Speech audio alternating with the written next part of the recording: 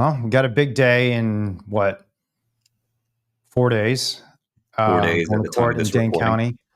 And I don't know if I've ever told you this before, but I think Ridglan isn't just an opportunity for us to save 4,000 dogs, 3,000 in a breeding facility and potentially 1,000 in the research facility, but it's an opportunity to reverse what I think is humanity's greatest error in our entire history as a species, going back hundreds of thousands of years. Because when we first domesticated wolves, the estimates are anywhere from 10, sometimes up to 20, 30,000 years ago.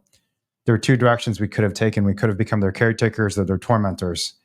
And Ridglan is an example of how we have absolutely become their tormentors. And most people don't realize this. They think, oh, dog, especially in the United States, dogs are well taken care of. But no, not only are they not taken care of, they're brutally tortured in ways that, most people can't even imagine. And, one of the reasons I wanted to talk to you about this before we went to court to argue on behalf of the dogs is I just realized we haven't really told the story of what happened on April 17, 2017, when we rescued these 3 Ridglan dogs. It set off this entire controversy and case. And we need to start telling those stories. And I know you believe that too.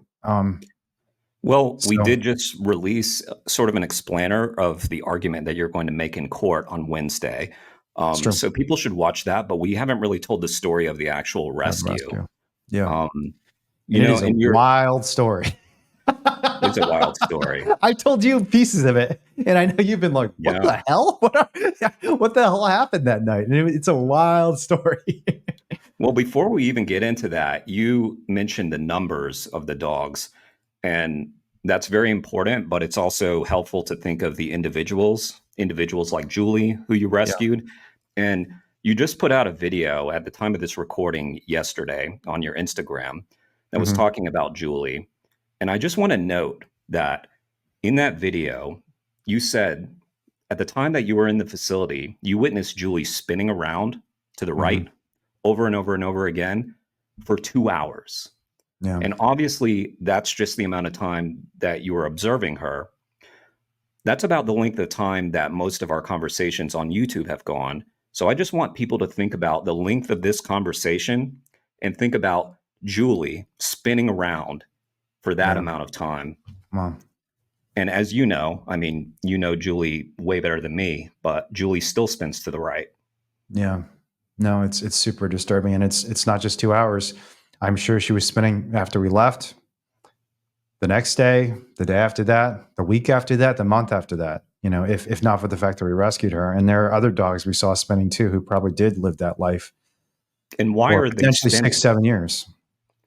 Yeah. So the scientific term for this is stereotypic behavior. But what you and I would describe it as, if we saw it in the real world, in a human being or in a non-human animal, and these sorts of things do happen to human beings who are caged as well, is psychosis.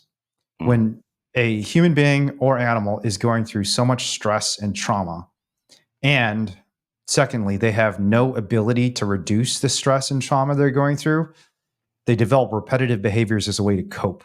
So you and I are trapped in a room and it's getting a little too hot or a little too loud, we just step out of the room. We knock on our next door neighbor's door and say, hey, it's a little too loud. It's getting kind of annoying. Can you tone it down? I'm trying to sleep. There are things we can do. But what these dogs experience is something called learned helplessness, where they start to learn that there's absolutely nothing that can be done. And one of the saddest things about this is that you're right that Julie continues to spin. And she's not trapped in a cage anymore. She doesn't have to spin. There are other things she can do. If she's scared, she can walk to the other side of the room. She can come to Uncle Wayne, and Uncle Wayne will take care of her. Or she can just whine, and her mom, Diana, will come and help her. But to this day, when she is scared, and you've seen this yourself because you've been to Diana's house, when she's scared and stressed out, immediately she just starts spinning again because it was so ingrained in her brain. And she was only there for 1 year. 1 year. 1 year, don't get me wrong, that's an awful and vile amount of time to be living in a 2-foot by 4-foot cage for 1 year. But there were dogs there, including Anna and Lucy, the other 2 dogs removed from Ridglan Farms, who had been there for 6+ years, stuck in a metal cage their entire lives. And it's just mind-blowing that these things happen and so few people know about them. Yeah. So Well, that's why they happen, because if the public knew about this, they would put a stop to it. And yeah, that's why they dropped charges against you. You are facing 16 years. Um, Ridglan wised up because they yeah, realized that you were going to expose a lot of what they were doing at this trial. And in yeah. fact, you just put out another video, I think, or maybe you haven't released it yet, but talking about how they're trying to basically silence this proceeding so that Hmm. word doesn't get out about what happens on Wednesday. Yeah, Luckily, the judge was wise enough to deny that. yeah. They actually sued the judge. Amazingly, that's how Oh, wow. desperate they've become. I honestly think it was a huge blunder on their part, but they sued the judge in our case to try and do two things. One is insist they have a right to intervene in the proceeding to try and shut it down and argue they're exempt from the law, which is such a Hmm. bizarre argument. Just to say, I mean, it's actually kind of similar to what was happening at the Supreme Court with Trump, right? Where I'm just immune. In Trump's case, he says, I'm immune because I'm president. I can do whatever I want. And in the case of this Beagle Research Facility, they say, we're scientists. We can do whatever we want. And the irony is, of course, they're not scientists. I mean, first of all, because the dogs we rescued and the dogs we're talking about are all in the breeding facility, not in the research facility. And it's like roughly 3,000 to 1,000 dog ratio. There's 1,000 dogs who are being used for research, 3,000 used for breeding and production. But secondly, even the moral notion that just because you're doing something for science doesn't give you the right to torture a human being or a non-human animal. And I'd hope we learned that from what happened in the 1930s and 40s in the Holocaust, right, where you have Joseph Mengele performing all these just vile experiments on Jewish people. I mean, I know you're a Jewish person, and a lot of other people too, though. And then obviously the Tuskegee syphilis experiments in the United States almost immediately thereafter, where we intentionally neglected and in some cases actually infected various marginalized people. We radiated them, we infected them with diseases like syphilis, and nowadays we look back on those days and say to ourselves, God, what the hell is wrong with people? But Yeah. it's like Paul Watson says, the captain of Sea Shepherd, or the former captain of Sea Shepherd, if you want to know how you would stand on historical atrocities like slavery, like the Holocaust, you should ask yourself where you stand on animals today, because it's the same issue, just a different community and a different group of individuals being targeted with violence. So, Yeah, I agree with that 100%. In fact, one of the stepping stones towards me becoming vegan actually was an article that was written about Confederate statues by a really prominent political writer in Raleigh. Um, and he was arguing against the removal of Confederate statues. And in so doing, he said, we may look back 50 years from now at people who ate meat in the same way. And so what happened in my brain was the opposite of what he was intending. I was thinking, you're right, we will. yeah, And it wasn't my light bulb moment, but it was like one of those little, it was one of those things that implanted in my brain a little bit. yep, yep. And you're Well, like, time to get on the right side of history, right? yeah, When you heard it. exactly. Because I think about So that a why do you lot. think you were more open to that? Because I'm sure a lot of people read this and said, "Oh yeah, that's right." So, morality is relative. Everything goes. Just people were killing people of color 50 years ago. They're killing animals today. I guess that means it's all okay. And then, you had Yeah. the thoughtfulness to. I mean, honestly, maybe the opposite question is a more interesting question. The opposite question is just why the hell does everyone else get the same point that you got? It's like, it Yeah. doesn't take like legendary courage or intelligence to realize that torturing and killing sentient beings is wrong. Whether you're talking about Jewish people, black people, Chinese people, animals, it's all the same.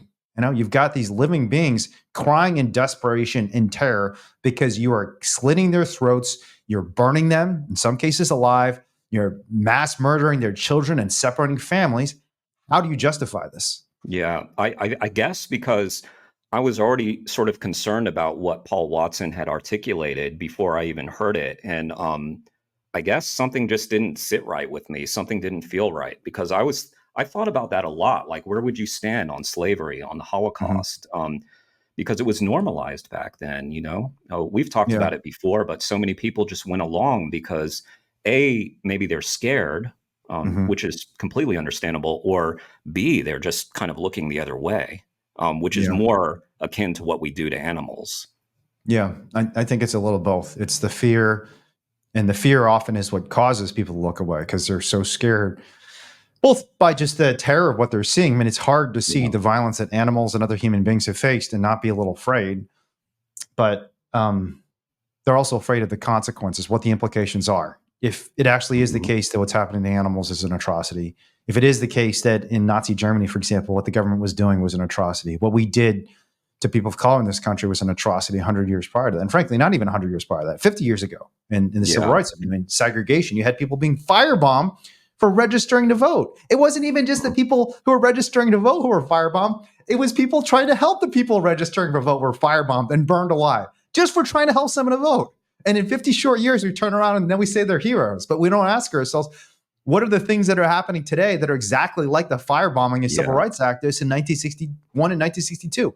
You know, it was actually 2 Jewish guys and a black guy who were the first 3 people who died in a bus in the Freedom Summer. They went down to Mississippi. All they were trying to do was register people to vote, which is their constitutional right. I mean, you'd think it wouldn't be that controversial. And similarly, I say to myself, when we go into a place like Ridglan Farms, all we're trying to do is give a dog who is spinning and psychotic and blind and at the brink of death some veterinary care, which the company itself says they're obligated to give. They themselves say she has a right to be rescued and protected if she's suffering from intense psychosis and violence. So we're just doing what the companies promised they're giving the animals already, and we end up getting charged. Yeah. Well, let's go back in time. And I don't want to just repeat what you did in the last video, but there will be a little bit of overlap. But just give us a bit of talk about the rescue because it's a crazy story. And we didn't talk about the rescue at all in the last video, which is, I mean, it makes sense because the special prosecutor petition is not about the rescue. It's about the conditions of the animals. Before we move to that, there's one thing that's been on my mind recently that I want to share just in that this conversation has provoked. And that is, this is not going to be that controversial for our audience. And I don't know if you're going to agree with this, but okay, let's have it. I think if someone is running for elected office, even in today's world, we should not vote for them if they're not vegan. What do you think? And No. I'll defend it. I'll defend. I know you're a Biden fan, so. Well, don't out me, okay? Because we're going to have a lot of people. Look, I'm not a. People are going to start calling you out for supporting Genocide Joe. I am a fan of not Trump. Okay. So whoever's not Trump. Okay. I think I like the sentiment behind it. However, just in practicality, I think we just would never vote for anybody. What are you talking about? I ran for mayor back in 2020. You could have voted for me. I would vote for you. And Cory Booker? I hope you run again. Cory Booker, Adam Schiff. I don't know who else. Right. I don't know who else there is. Really. Dennis Kucinich. Oh yeah, former Dennis congressperson Kucinich from Ohio. That's right. Tulsi Gabbard might be vegan. It's unclear. She's at least vegetarian. There's got to be more vegans, right? Yeah. Yeah.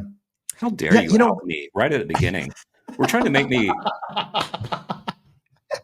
Are you going to start a series of conversations? We got some friends who are going to be very upset at this conversation. That Good. We started. Jeremy Loeb is out as a Biden supporter. For the record, I'm saying this partly just to trigger a conversation and thought. And I'm probably going to vote for Biden. Sorry. Yeah. Well, I'm probably going to vote for. But but I actually think there's a legitimate argument. First and foremost, I think it's the most important moral and political issue of our time by a huge margin. And I think most of the most intelligent philosophers, like Yuval Noah Harari, who is like the philosopher of our generation, he said repeatedly that what happens to animals is the greatest crime in history. This is worse than anything that's ever happened. And if a politician isn't focused on stopping, we talk so much about crime, like, oh my God, there's crime on the streets. There's so much crime. It's like the greatest crime in history is unfolding before our eyes, and virtually every elected official is ignoring it. But here's my second point. Even if you don't give a damn about animals, and even if you don't think it's the greatest crime in history, I still think non-vegans should only vote for vegans for the following reason. What is the fundamental attribute we're looking for in leadership more than anything else? To me, that is courage to do the right thing even when it's hard. Yeah. Right? That's what you're looking for. Because if we're looking for some hack, some corrupt piece of shit who's just going to do things for themselves or do things for the powerful, then yeah, we're fine with Trump. We're fine with Putin. We're fine with these dictators and despots who've been running the world for the last 10,000 years. But I think with the revolution that occurred in ancient Greece, frankly, with democracy, and then more recently with the Renaissance and the Enlightenment, we realized that power is not just about seizing things for ourselves or for other powerful people. It's about defending what's right, even when it's hard. And animal rights is the area where even people who eat animals agree, probably more than any other issue, that something deeply wrong is happening and no one's doing anything about it. And if a leader cannot take a stance, even in their personal life, I can see the argument, well, it's impractical. There's so many other issues. Not everyone can fight for all causes. But even in their personal life, if they cannot take a stance to show they're against something that is fundamentally wrong to the point that most Americans and most people around the world are not even willing to stomach watching it, they can't even tolerate seeing it. They have to pretend it's not happening. And if someone is not willing, and again, this is a mainstream view. I'm not even saying the radical animal rights view. I'm just saying like the anti-factory farming, anti-animal cruelty view that 80% of Americans say they support. 80% of Americans say farm animal cruelty is a personal moral concern. A higher percentage of Americans, is like 95% of Americans, say animal cruelty is wrong and should be illegal. And so this is an area where overwhelmingly there is a massive gap between the way the world exists and the way we even currently state it should exist. There's a huge gap between what we say should happen and what's actually happening. And this is where leadership is necessary, where there's a gap between the way the world is and the way we believe it should be. Well, there are prominent people on the left, and I am on the left, okay? But the disappointment that I feel for people on the left is that they sort of want others to do their work for them. By that, I mean, I've seen the YouTuber Vosh, who is like this prominent leftist YouTuber, basically admit that factory farming is a moral atrocity, but doesn't have the fortitude to go vegan himself. So essentially what Vosh wants is kind of what you just said, is that he wants there to be leaders and societal change that forces him to do the right thing. And it's disappointing because obviously if he would just do the right thing, he could, move us quicker along that path.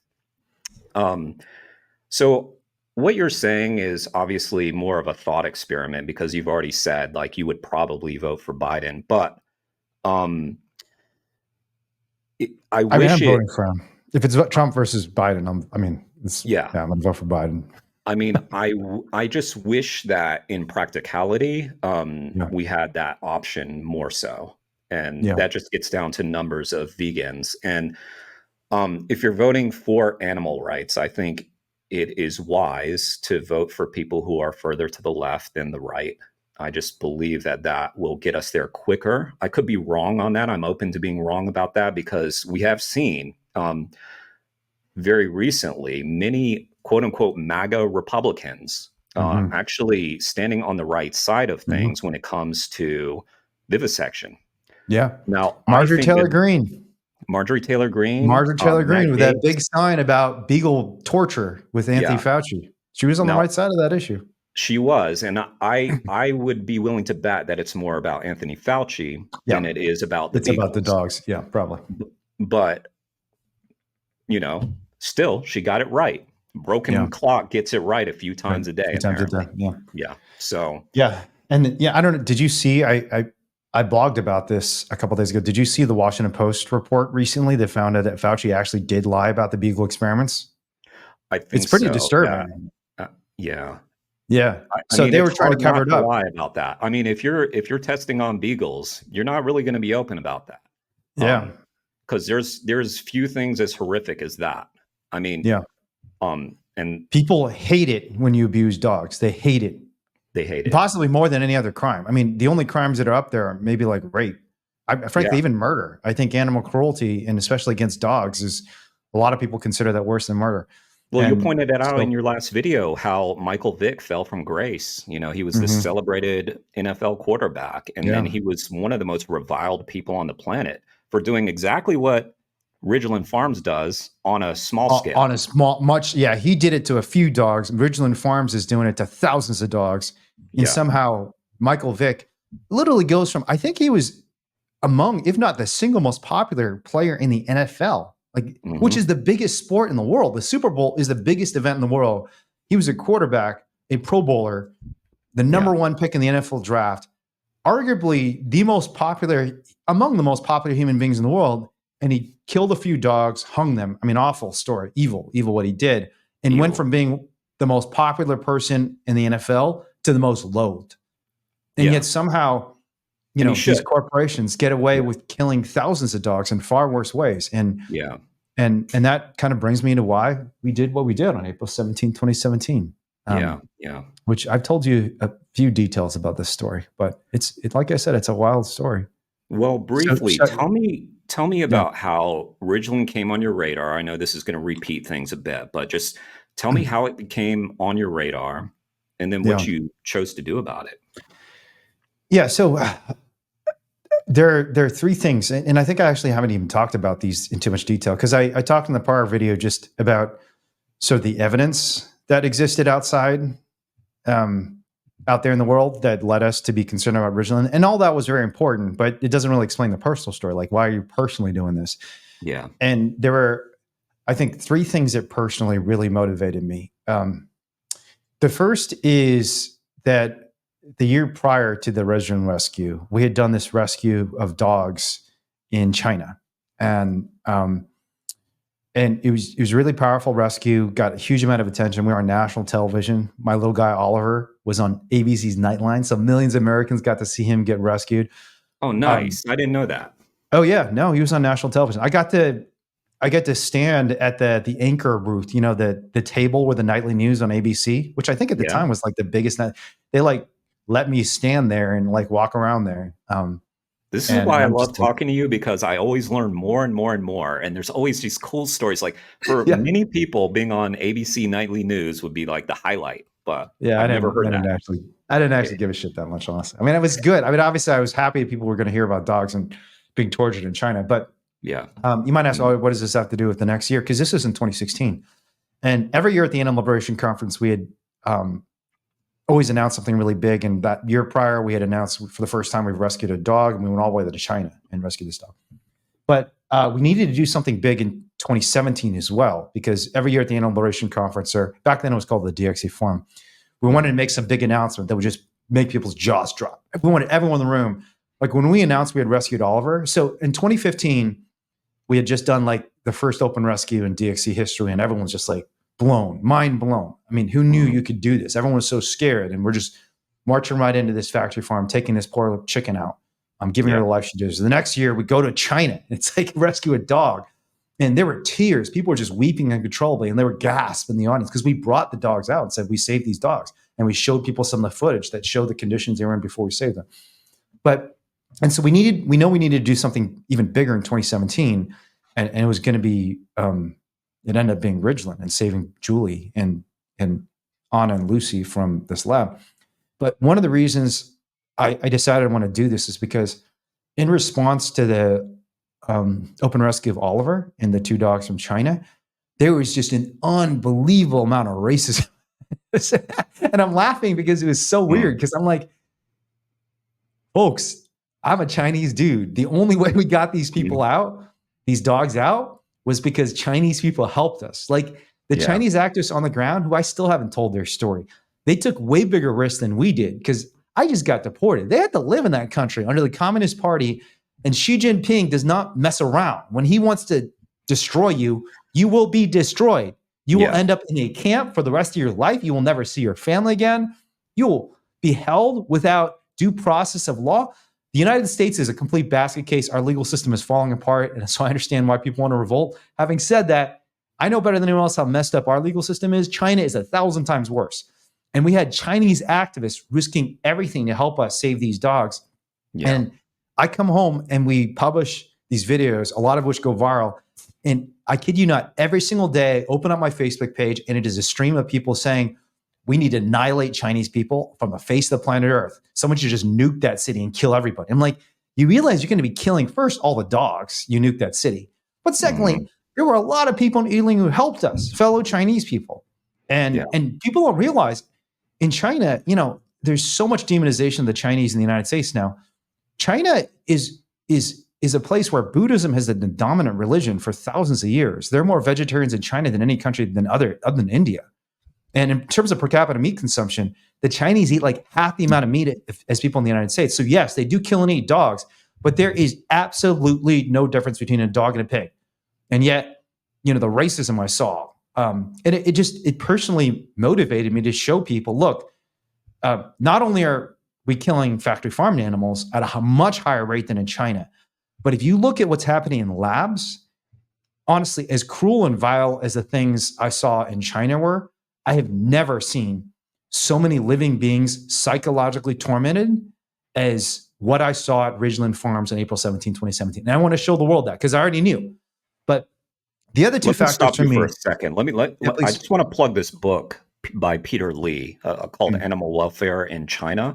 It's a really good book, really exhaustive, talks a lot about the dog meat trade and about animal rights in China. And it's just incredibly well-researched book. And I want to push back a little bit on that characterization of China as well, because, it would be kind of like, saying like, okay, if Trump were in charge, like we're all evil, right? Mm-hmm. It's just the government doesn't make the people in China. And, again, this is just kind of speciesist. So if you have this view that, what people are doing in China is so wrong, which, by the way, the dog meat trade in China is pretty small compared to, like, for instance, the pork industry, Absolutely, the pig killing industry. So, how is China any worse than what we are doing?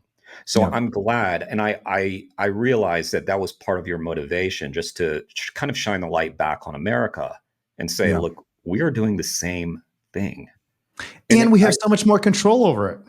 You know, we do. We can actually do something about it. I mean, China's 7,000 miles away, and especially in these remote villages and cities where they're killing dogs. I mean, dog meat is not that common in China. It's even back in 2016, it's probably about as common as lamb in the United States, probably a little less than that. And you don't hear or see that many people eating lamb. It's kind of hard to find lamb meat now. Yeah.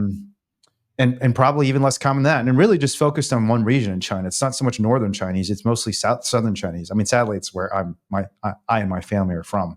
Yeah. It's also where Wuhan is. You see a lot of dog meat in Wuhan. Right.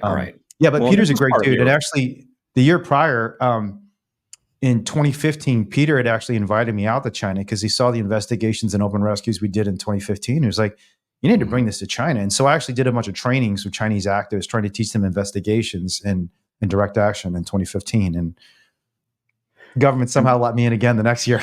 And that's amazing. And I just want to point out how extraordinary that is, because I mean, I actually wanted to go to China, mainland China, and spend like a year just backpacking around. And I didn't want my activism to stop, but I was looking like, what can you actually do in China? And I met a Chinese activist that lives in Hong Kong, and she basically told me that, you can't hold up a sign. So basically, a lot of those activists focus more on food, health and that sort of thing. So I know we're slightly off topic, but I'm very curious about these activists in China and how they are doing it. Yeah, a lot of it is just cloak and dagger. It's like nonviolence. That's a terrible metaphor. Cloak and non-dagger. So, I mean, for example, the activists who helped me, I still don't name them because I just think the risks are too high. And, and obviously I don't have their consent either because they didn't want to be involved in some huge public controversy. And they ended up getting arrested as well. They ended up getting interrogated. They did get out just as we did, but, it was a scary experience. And again, just the stupidity of all these people saying the most vile, racist stuff online when I knew there were Chinese people who risked their lives to help these dogs. It was just ridiculous. And I wanted to show people, look, I mean, we're doing the same things here. And it's one thing to say that we're doing the same things to pigs, cows, and chickens because people are speciesist and they're not going to quite understand it. It's another thing to show we're doing not just the same thing, but worse things. Things like force feeding puppies laundry detergent, surgically mutilating them without painkillers, forcing them to live in a tiny cage. I never saw a dog confined in a tiny metal cage for 6 years in China. The Right. worst you saw is in the transport cages for maybe a couple days. So in terms of intensive confinement, labs in the United States, and especially Ridglan, which is the worst of the bunch, have it are far worse than anything I saw in China. So that's reason number one. But I'll go through the other two reasons really quickly, and then I do want to jump into the story because we're already 30 minutes into this conversation of what actually happened on April 17th. Yeah. But the other two reasons are, one, we still wanted to point out that there was a fundamental problem with the way Americans were conceiving of animals, and we thought that the way to reach farm animals legally, politically, in terms of communications and culture, was probably through dogs. And we tried that with China, but while there was an enormous amount of attention and support, it didn't really connect to farm animals that easily because it was a foreign practice. So even from a legal perspective, it's kind of hard to make the argument for the right to rescue in China and say it extends to the United States in some way, because the legal systems are completely different.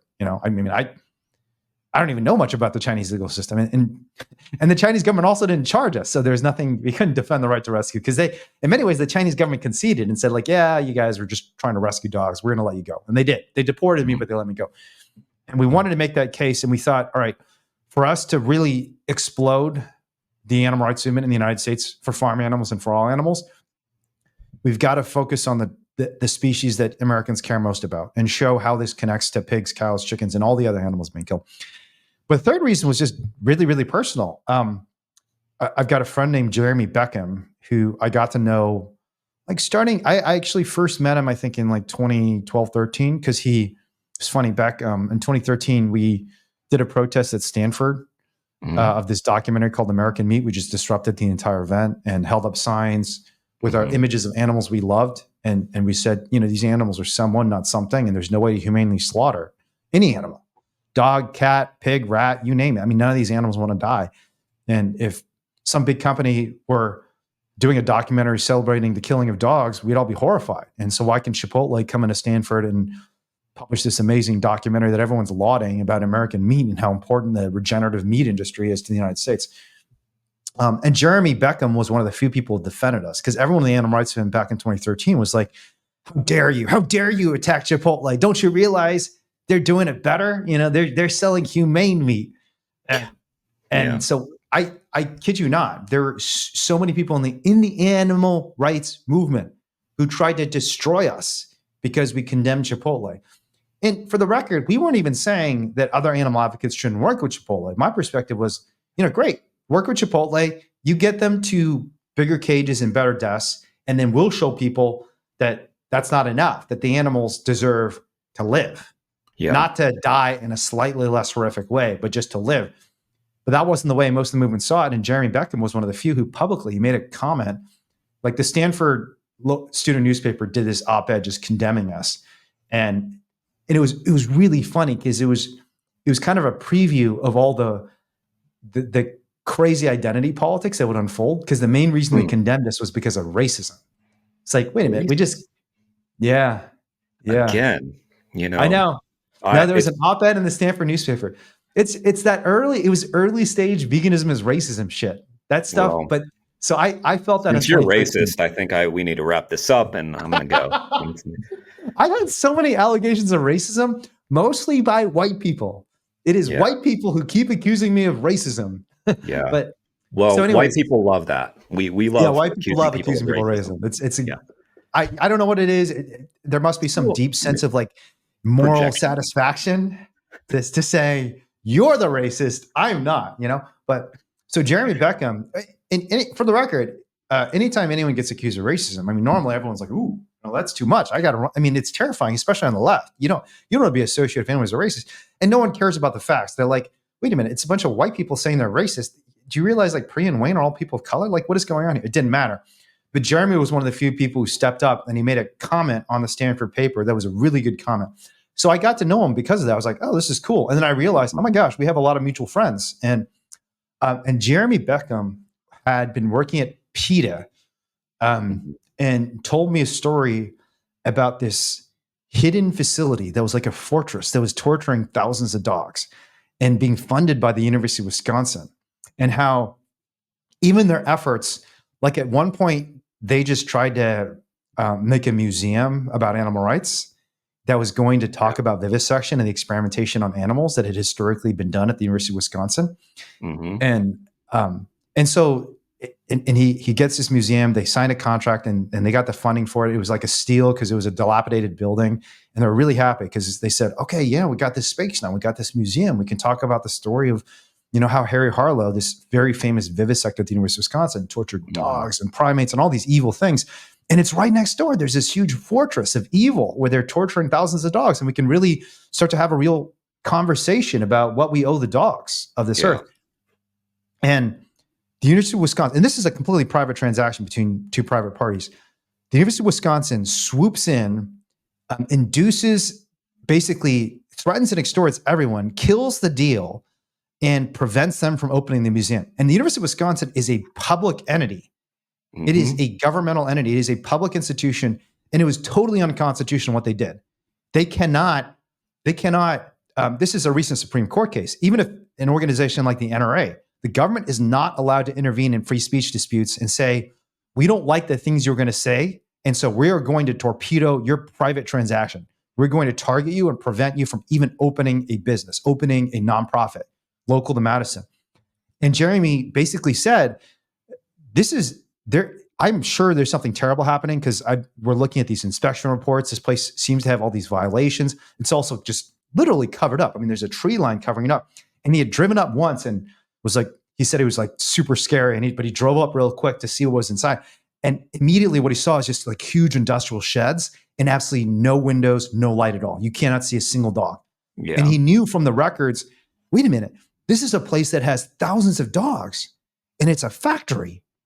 It's not even like a puppy mill. A puppy mill is at least you have like kennels in the outdoors and they're terrible, awful places, but you'll occasionally see a dog.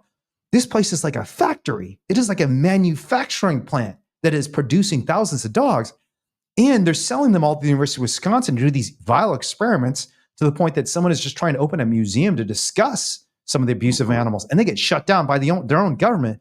And he basically started begging me, you got to look into Ridglan Farms. Someone has to do something about Ridglan Farms. And partly just because of my personal relationship with Jeremy, I was like, all right, I mean, I guess I should do this. And the more I looked, the more I realized Jeremy was right. This place is a vile, evil place that has been covered up by the government, and someone has to go in and just blow the lid off this cover. So that's what we did. Two things. First is that you heard two things that would have deterred most people. One is that it's backed by the University of Wisconsin. We had a conversation with John Gluck, who was a former vivisector who worked under Harry Harlow, right? He worked under Harry Harlow, yeah. Yeah. And he was talking to us, and what was it? He called it like the Wisconsin way or something like that. There's this concept of like basically everybody defers to the University of Wisconsin. Yeah. And so, yeah, and I could see that in college towns like, UNC Chapel Hill, places that, I had proximity to. You are part of it when it comes to Duke. Yeah. You are part of the problem. No, let's not get on that. You will side with Duke even if Duke commits mass murder. You're all the way blue. All the way blue. All the way blue. Yeah. Dark blue, I should say. Dark. Yeah. But very dark. Very dark blue. Yeah. But Duke tortures animals too, my friend. I know they do. They do. But I mean, so does every university. So it's not like specifically Duke. Yeah. But it is harder to figure out what they're doing because they're a private institution. Yeah, that's true. Wisconsin is a public institution. Yeah. But anyway, you also, Jeremy Beckham also described this place to you as a fortress. So most people would hear that and say, well, how the hell would we get into a fortress? Yeah. And you somehow found a way. Yeah. Well, for me, if you tell some place is a fortress, that suddenly just excites me more. I'm like, I want to try. I mean, you know me, I like a challenge. I mean, the harder something is, the more interesting it is to me.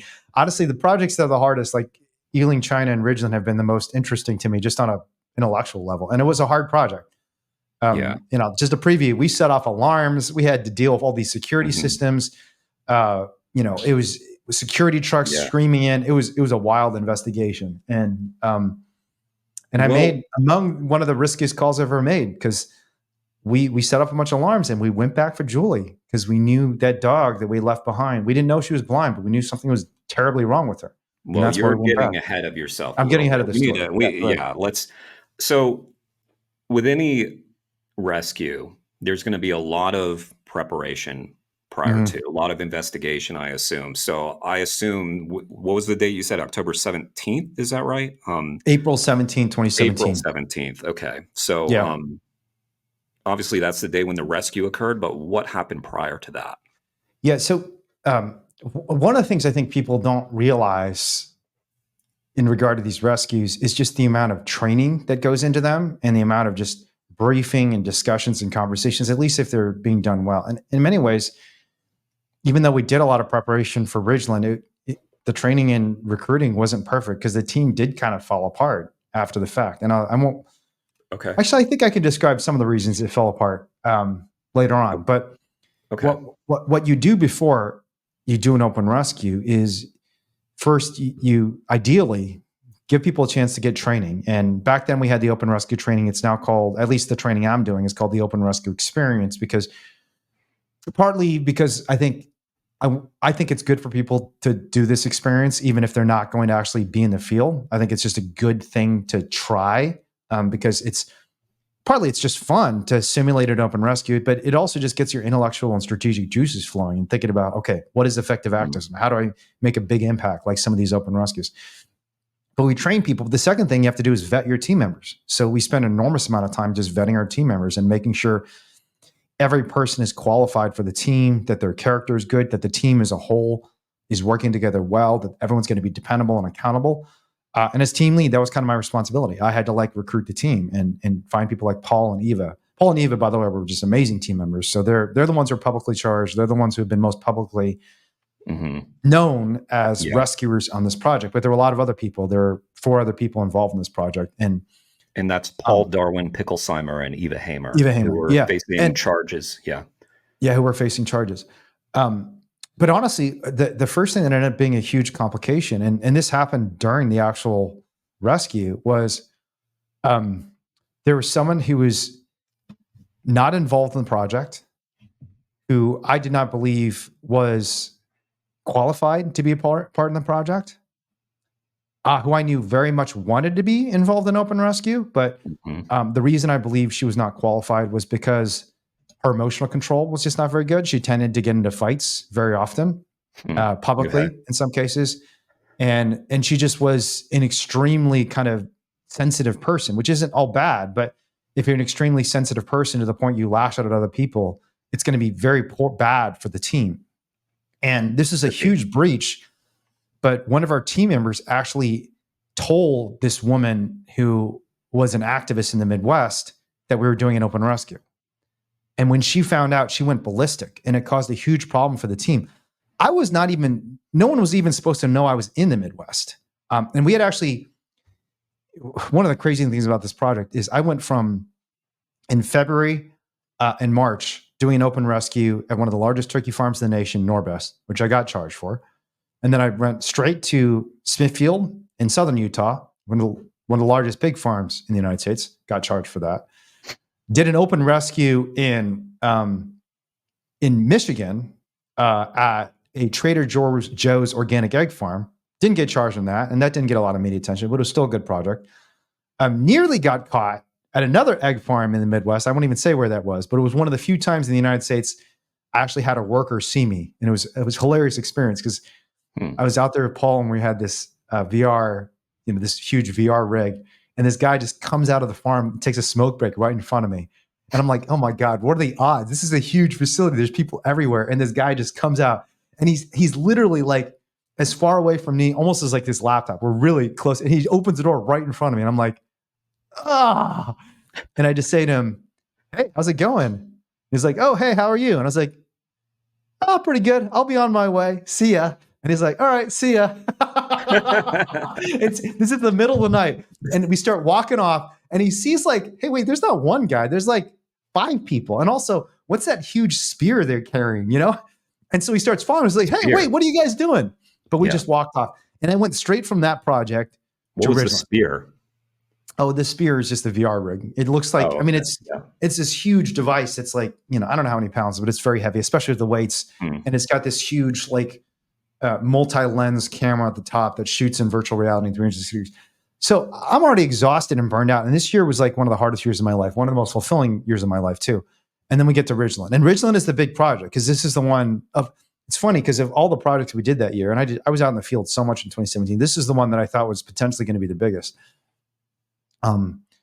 But we get to Ridglan, and my first experience is when I get to Wisconsin is hearing, oh my God, there's this huge crisis now because there's this person who found out about the open rescue, wants to be a part of it, and I have to make this decision: do we include her or not? Now that she knows that about it, and I made the decision not to, and it was absolutely the right decision.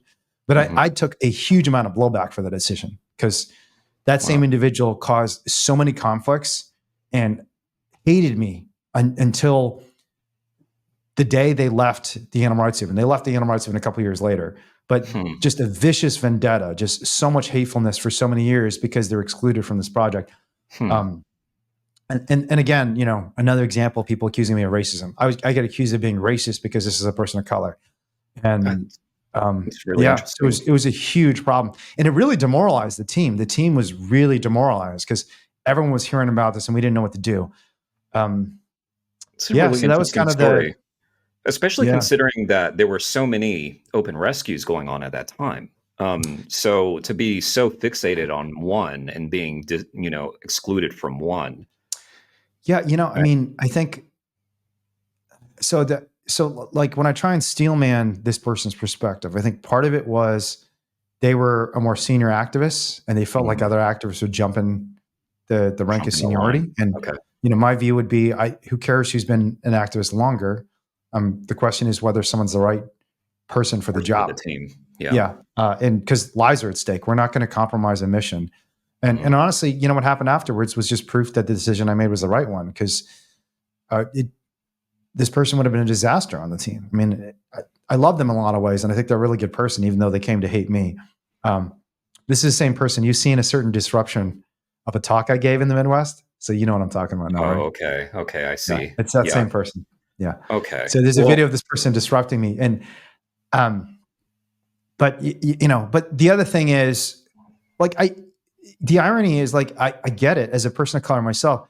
I've been denied so many fucking opportunities because I'm Chinese, and I know that. Like, I've had bosses literally tell me, as a lawyer especially, because nobody likes a Chinese guy arguing for them in court. It's just ridiculous.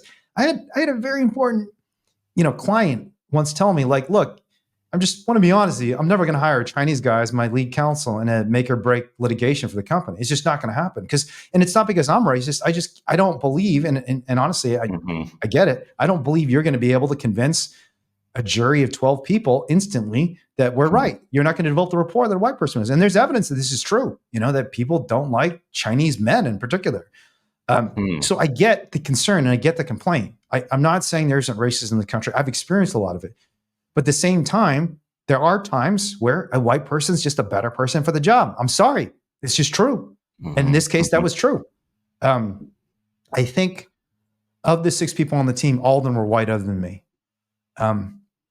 But, you know, it ended up being a huge problem. And it was extremely demoralizing for the entire team. And you had to deal with this conflict.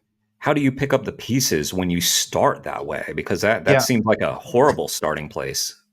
Yeah, so I'm trying to remember exactly when we found out this is a problem. I think it was before the project. But, you know, the first thing that I think leaders have to do is you've got to be the calm in the storm. You know, and I think this is something that I've always been good at. Partly because I've just been through so many wild experiences. I mean, I got my face sliced open and was sent to the ER by a white supremacist, a legit white supremacist, not the way people describe white supremacists today, where it's like, you know, if you vote for Biden, you're a white supremacist. It's like, oh, come on. That's too much. Like, voting for Biden does not make you a white supremacist. Like, I literally heard people say that if you vote for Biden, you're a white supremacist. It's like, you know me, I dislike Biden as much as probably anybody. I think he's a terrible president. I think he's a disaster for the animals and the environment. I would probably vote for this chair over Biden. You know, it's just, I'd vote for this chair over Trump too. So I'm going to vote for Biden and the chair over Trump. But the idea that someone is a white supremacist just because they vote for Biden is preposterous. That is preposterous. I'm sorry. That's just too much. You have not experienced actual white supremacy if you think someone merely voting for Biden, including people of color, and I've heard people saying this, like, people said this about me, like back in 2020, I voted for Biden, and people were saying, like, you're a white supremacist. It's like, dude, have you seen me lately? Like, I'm not a white supremacist. That would not be in my interest to join the white supremacy crew. Also, the white supremacy team is not going to allow me in their crew because, I'm kind of a Chinese guy. They're not going to let me in their club. So, but, my point is, I think it's extremely fraught anytime you have a racial allegation, partly because of the history of this country. So I think the most important thing is just staying calm. But what I try to do is just have like as many one-to-one conversations with the team. It actually caused some division between members of the team because there were two different members of the team. I wouldn't even say who had different views on whether this other person should be included on the team. Mm-hmm. And, because, we're progressive activists. We want to be inclusive. We want to make sure that people of color are heard and are part of everything. And again, I'm more than anybody. I mean, I've been excluded from things my entire life, like even I got attacked as a football player because they didn't want a Chinese guy on the football team. So they sliced my face open and sent me to the ER and I had to leave high school as a result, So I get it. But this is not one of those instances. And, nowadays it just feels like people can't tell an orange from an apple. And they don't know that. Part of me thinks it's because there's so many people, especially white people, just don't know what white supremacy or racism is because they've never experienced it. And they're jumping on this bandwagon because they think it's cool and because they want to be good and whatever it is. And so they start calling like, I remember like one of my friends was saying that toaster is a white supremacist or something like that. It's like, not everything's white supremacist. There are things that are wrong, even that are not white supremacist. It's definitely overused. I mean, people throw around, that accusation a lot. And even when you're talking about like a Trump supporter, a lot of times people are unfairly characterizing like a Trump supporter as a white supremacist, where that may not be the case. It could be the case, but a lot of them are not. Okay, so but so you had to. You've got family members that are Trump supporters, right? I believe so. Yeah, definitely. Yeah, okay. Definitely some of my family that has passed definitely would have been. Would have been. Yeah. So I mean, so do I, for the record. I'm not condemning you and your family at all. My dad's a Trump supporter, and I love him. I mean, and what can you do? Definitely not a white supremacist.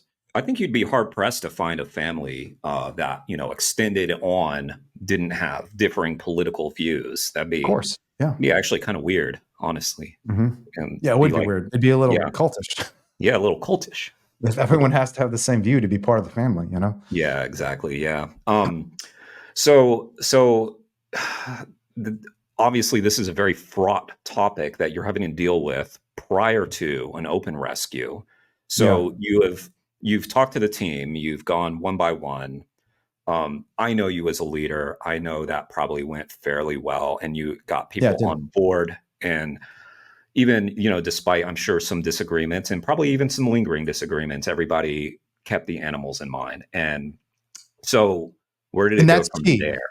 Huh? That's key. That's actually advice Gene Bauer gave me many years ago. When we had our first big crisis and conflict back in 2014 or something like that, I asked Gene Bauer, what advice do you have? Because Gene in Farm Sanctuary, Gene is the founder of Farm Sanctuary, legendary vegan. Yeah. Honestly, one of the first people to advocate for farm animals in this country's history. And one of the things he told me is just keep doing good work, keep the focus on the animals. And but you can't control everything. He said, keep the focus on the animals and recognize you can't control everything. Yeah. There are going to be people who are going to condemn you and attack you no matter what happens. Just keep doing the good work. And that's what I told their team too. And I will say, I think things actually got worse over the course of the week in which we were doing this project. It got worse and worse. I think in the beginning, it was not that bad. We just kind of got inklings. And actually, it really, really exploded after the rescues when things got really wild. Interesting. Yeah. Okay. So, but it was pretty wild. So, but yeah, we did settle the team down. We got together. We decided to move forward on this project. And we had a relatively large team because vivisection facilities are much, much more secure than factory farming facilities. Much more secure. And we knew that. I knew that from personal experience because my dad worked at a vivisection facility. He was a scientist at Eli Lilly. And I remember how many layers of security I had to get through to get into his lab when I was a kid. Okay. So we had, I think the full team was 7 people. And that's larger. As you know, I mean, a more typical size team might be 4 or 5. Like it's not 7.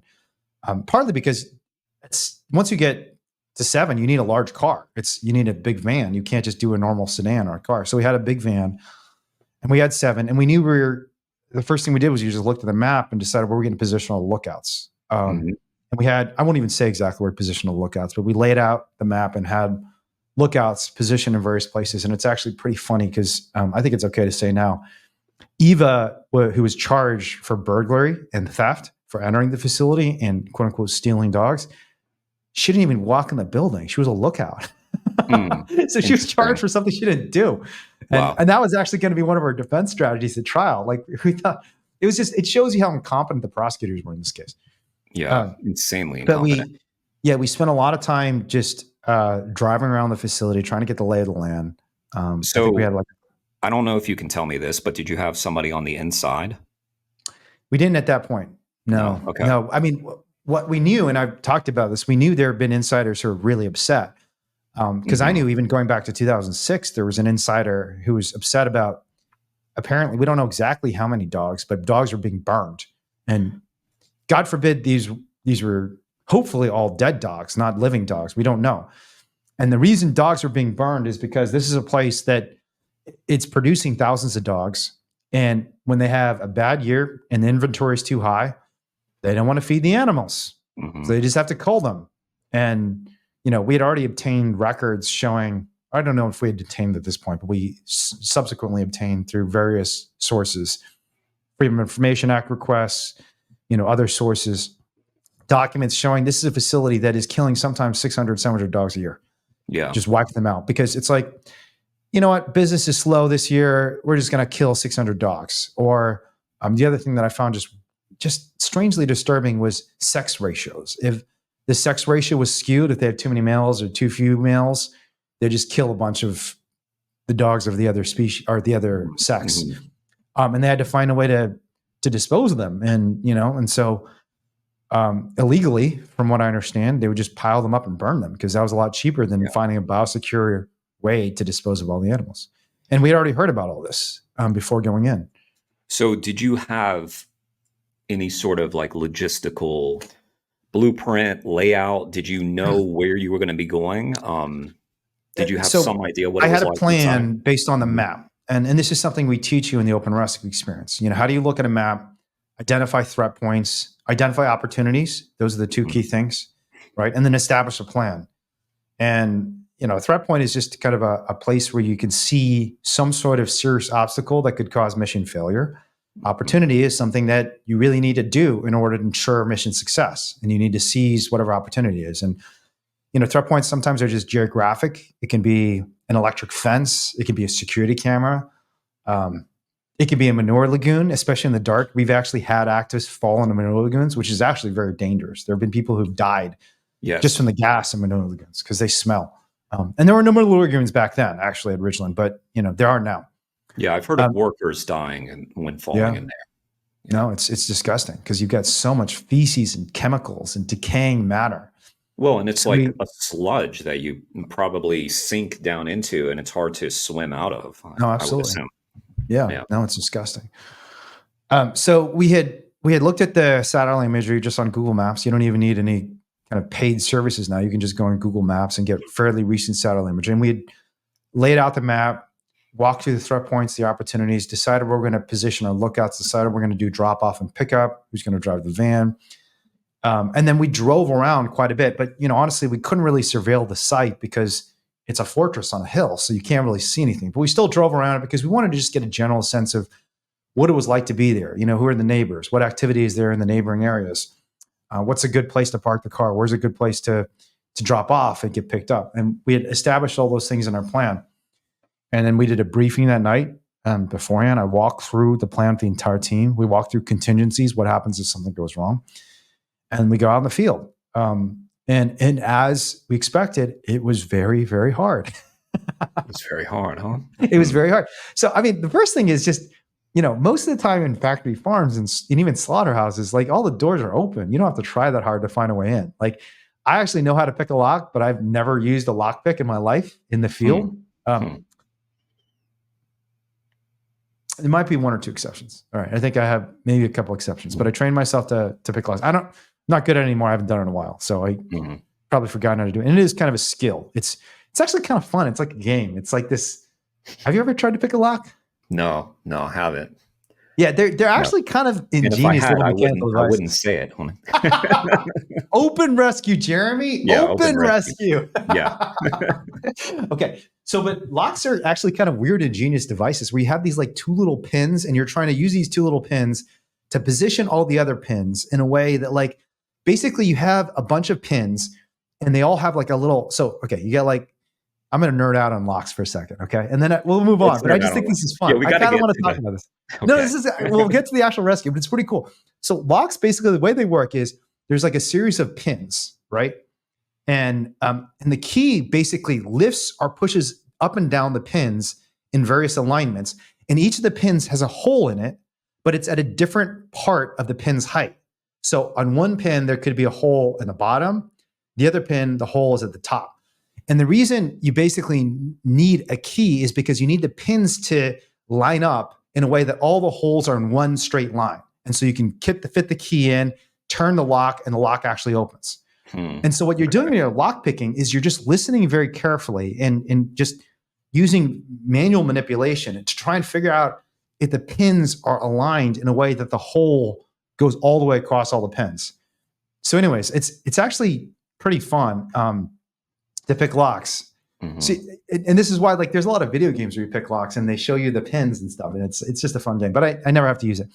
But this is one of the few places where we might have had to pick a lock because it was really hard. And for the record, I'm not talking about criminality at all, because even before we walked into Ridglan, we had looked at the law. We believed, based on reports of burning dogs, reports of dangerous and unsanitary conditions, even just going out to the site and seeing this industrial facility where there are apparently thousands of dogs crammed in sheds. That is like the hoarding case from hell. You cannot cram 3,000 dogs in an industrial shed if you're an ordinary person, get away with it. That is like the worst hoarding case in history. Someone's got 100 dogs in a building. We say that's too much. You can't raise 100 dogs in a little building. This place is 3,000. So we had already established at that point that, the government, and the other thing that Jeremy Beckham had told me, that the activist who tried to build the museum and got shut down by the University of Wisconsin, he had told me before we got there in 2017, the government's just been asleep at the wheel. They've done nothing. We've pointed out the most horrific abuse. There had been 2 cases where PETA had pointed out just absolutely blatant violations of the law. And even the prosecutors conceded, this is illegal. This is definitely illegal. And they did nothing. They did absolutely nothing. Yeah. One was involving sheep and the other was involving monkeys, just horrific abuse. They were just like causing, what's it called, decompression in sheep. And another was just like torturing monkeys to the point they're like gnawing their own limbs off and hairless because they're pulling their own hair out. And the government did nothing. Yeah. To be clear, you're not breaking the law. They are breaking the law. They are breaking the law. And you have a right to rescue an animal in the same way that, law enforcement claims this all the time. They say, look, if there is an animal being tortured in someone's house, we're just going to break the door down and help the dog. And they do this as a pretext. It's always used. There's all these court cases where law enforcement knocks people's doors down with no search warrant. So it's a violation of constitutional rights. And they claim, animal cruelty is an exigent circumstance that justifies our intrusion. If law enforcement can violate your constitutional rights to supposedly rescue an animal, when they're not actually usually trying to rescue an animal, it's usually just a pretext for them to violate your constitutional rights, then surely someone who is actually trying to rescue an animal and is not violating your constitutional rights, because your 4th and 5th Amendment rights are rights against the government, not rights against other third parties, right? It's not as big of a concern if someone else like intrudes on your privacy. At least it's not the power of the state coming after you and intruding on your privacy, right? So there's no constitutional concern. So if law enforcement can do that, we can too. And I told that story of you in the airport going through the long turnstile, like almost as a joke. You love this story so much. I love it, but I'm actually trying to make the point that you are someone who really does not like breaking rules. Yeah, I don't. So I mean, it's jokey, but but there's actually a serious point behind it that you are someone who doesn't break the law. Yeah. You just have an understanding of the law that unfortunately many judges and prosecutors and district attorneys can't seem to grasp. Yeah. Yeah. I was just working with someone else. This has nothing to do with anything, but I'm working with someone on a government application for something that I won't even talk about the exact details. And they're just like little things they could say that clearly would help their application. I'm like, no, don't do that. And it's like, they're like, who cares? It's just some stupid bureaucrat who's not even going to read the application. I'm just going to check A rather than B because I know it's someone in here. I'm like, no, don't do that. So yeah, I'm not someone who relishes breaking rules per se. I like challenges, but I don't like breaking rules. And I don't think, and I didn't think at the time on April 17, 2017, we're breaking the law. I thought Ridglan was breaking the law, and we proved it. We proved it with the things we saw in that facility. There's still stuff that I was just looking through some footage to prepare for the special prosecutor hearing. There's still footage that we haven't distributed to the public that the public is going to see for the first time on Wednesday, July 10th, 4 days from today. I guess it's going to be tomorrow when we publish this because we're going to publish it on Tuesday. Yeah. So we get to the site. We first position our lookouts and we spend some time just surveilling the facility, ensuring that we're pretty confident it's safe to go in. And by safety, I'm not even that concerned about criminal charges because, again, I don't think what we're doing is illegal. And if they catch us, it's like, whatever. We have a right to rescue these animals. You're the ones who are committing these crimes. Safety just means safety for the mission's success. Because if the facility sees us there, then suddenly we've got a problem for our mission, which is the mission on that day was not just to save lives. I mean, obviously, we have an ongoing mission to save lives when there's an animal in distress, which is contingent on seeing an animal in distress. But the other big thing on this project was I'd just been in Utah with a huge VR rig. And, back in 2017, virtual reality was still cool. Nowadays, like it's been replaced by artificial intelligence. But back in 2017, everything was about VR. And we had an extremely expensive virtual reality camera that a tech company in San Francisco had lent us. And we wanted to bring it inside Ridglan Farms. So we were carrying around this big VR rig.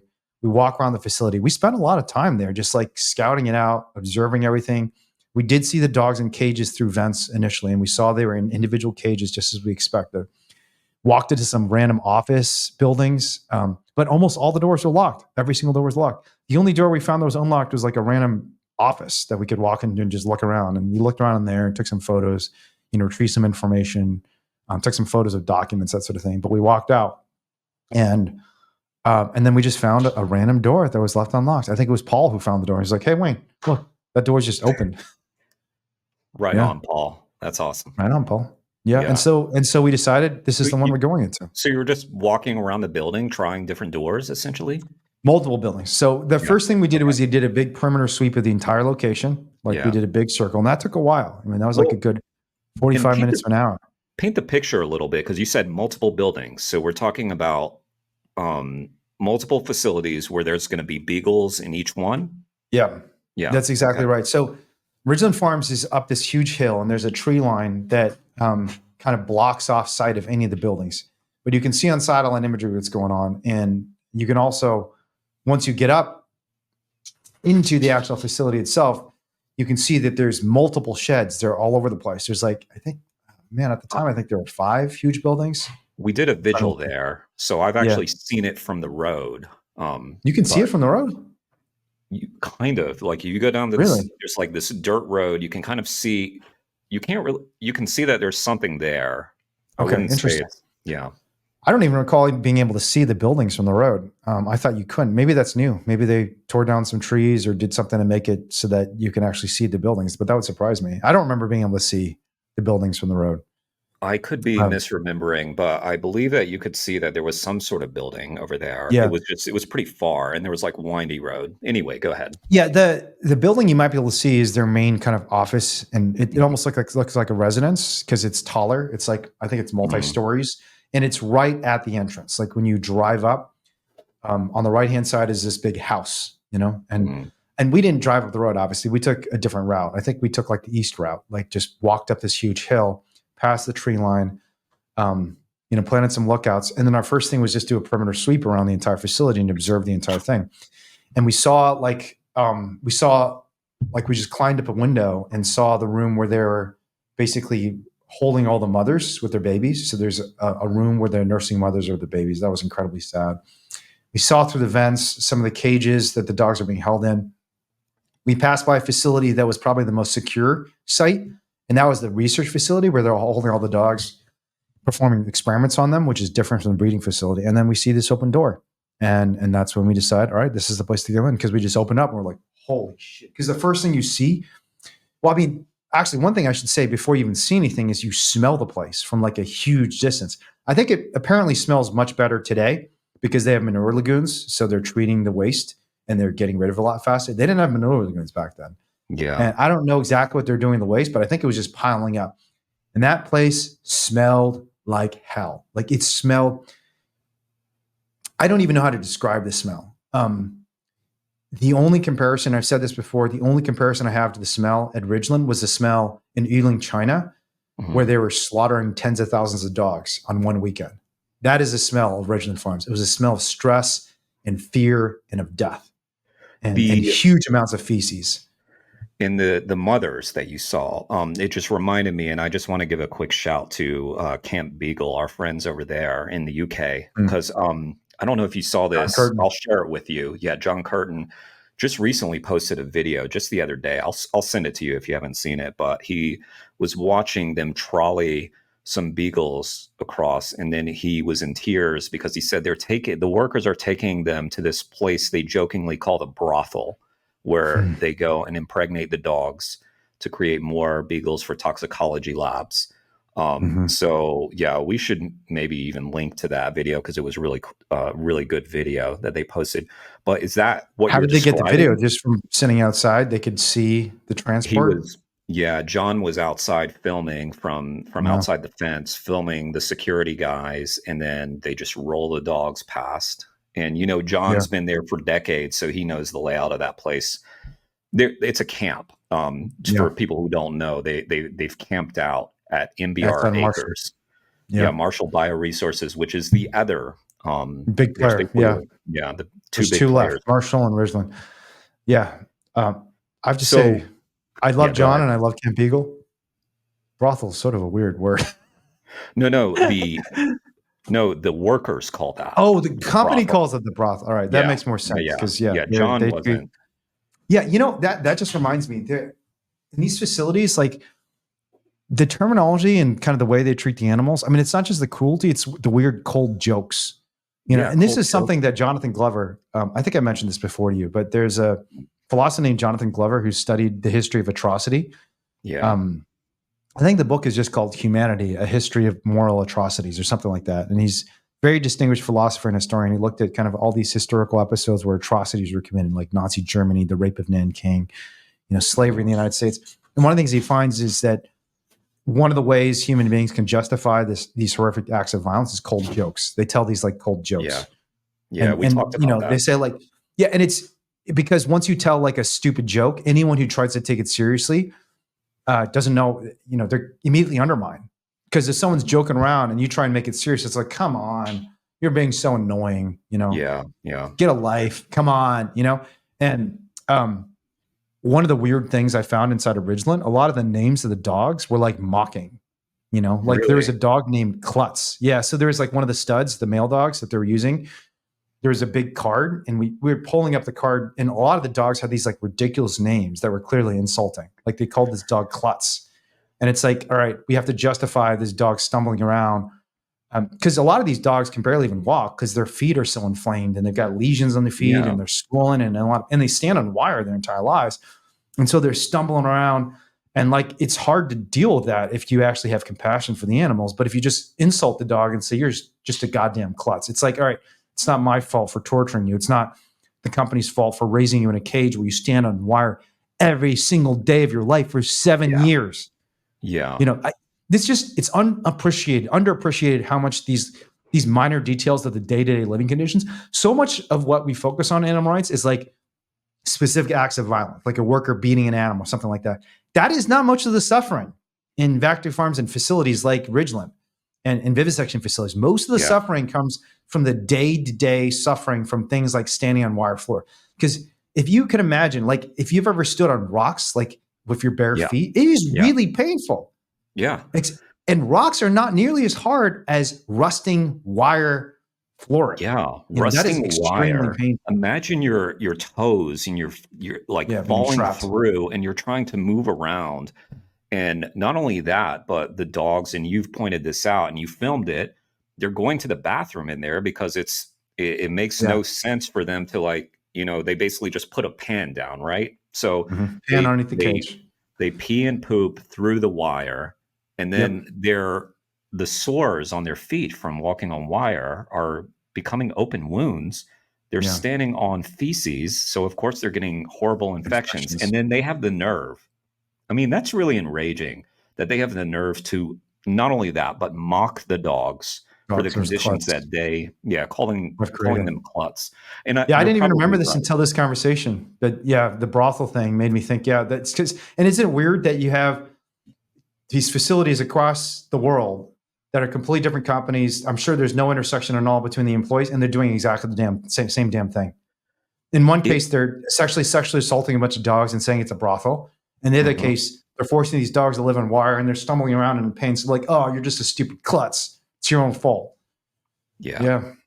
it's a I defense forgot about this. mechanism. Maybe we should publish this video and show people that klutz thing because it's really disturbing. I was like, this is Yeah, just honestly, it's just weird and creepy. It's like you guys are bullies. I mean, anyone in a middle school, bullies call someone a klutz, and in this case, it's like a poor dog who's stumbling around in a kennel and cage, and you're calling her a klutz or him a klutz. I mean, It says more about you than about the dog. yeah, and I thought I had heard all the things, and of course there's more that comes out, when you just have a conversation about it and you find out more things to be angry about. Yeah. Yeah, it's just such a disrespect. I mean, just Mhm. such a disrespect of these innocent beagles. And Yeah. again, these are man's best friend, quote unquote. And that's why Yeah. they dropped the charges on you. And that's why they're trying to seal the court record on Yeah. Because they Wednesday. know one knows enough. Because if people knew, and yes, we should absolutely publish some, if you have video of their name Klutz tags. thing. Yeah. Yeah. No, I'll try Okay. and find that. I'll send it to you after this conversation. We could talk about publishing it somewhere Yeah. and using it in some way. Yeah. But we see just hundreds of dogs. I mean, there's like 1,000 dogs in each of these buildings in these 2 rows of cages, and you immediately see so many of them just like stumbling around. And I mean, the sad thing is you see them like stumbling around, but they are frantic. I mean, like Julie, for example, she had like red and Yeah. inflamed feet, but she's spinning like a tornado, faster than any tornado. dog can possibly run, despite the fact that she's clearly in a lot of pain, but she's so psychotic from her desperate desire to escape this cage that she's not even cognizant of the fact that she's making her foot condition worse with every step that she's stepping on this harsh metal wire. And yeah, it's a weird experience. I mean, the only comparison I have to walking to Ridglan Farms, because honestly, normally I'm more used to animals in factory farms sort of just being defeated and sad and just like sitting around, just like kind of broken. The only other experience I had that was similar to this was there was one time, because right when we walked through this door, 1,000 dogs are just going completely insane. They are like bouncing on the walls. They're spinning. They're all barking as loud as they can, despite the fact a lot of them have been devocalized. They've had their vocal cords cut out. So they're like straining to bark and can't blare bark. And they're all like bouncing their walls. They're shaking their heads. They're all going crazy. It was like an insane asylum times 1,000, times 1,000,000, because it was so loud we couldn't even hear. And I watched the video again recently of me walking in initially, and you can see like in my face how stunned I am because I pop my head back out. And the lookout's got like a GoPro, so and you can see on my face, I'm just kind of like blown away by what I just experienced.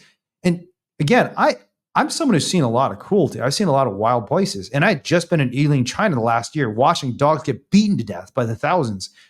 And this is so stunning to me. Like I've got my eyes glazed over and I look ghost-like and I pop my head out to look out. And I say to her, okay, I just want to let you know I can't hear a damn thing you're saying into the radio because it's so loud in here. I can't hear anything. So if anything happens, you just have to run in and pull us out because I can't hear anything. That's how loud it was. And dogs, it was by the way, wild. have pretty sensitive hearing. Very sensitive hearing. Yeah. So it's must very be traumatic torture. for them to be in loud noise. Absolutely. It's torture because it's endless. Every day of their lives, it is endless. Just the cacophony of just 1,000 voices screaming to let out of their cage. And that's just from you walking in. Walking in. And you can imagine, I mean, anybody who has a dog knows how easily a dog can be set off by something. By fireworks, for example. I mean, we just had Fireworks. July 4th. Yep. Yep.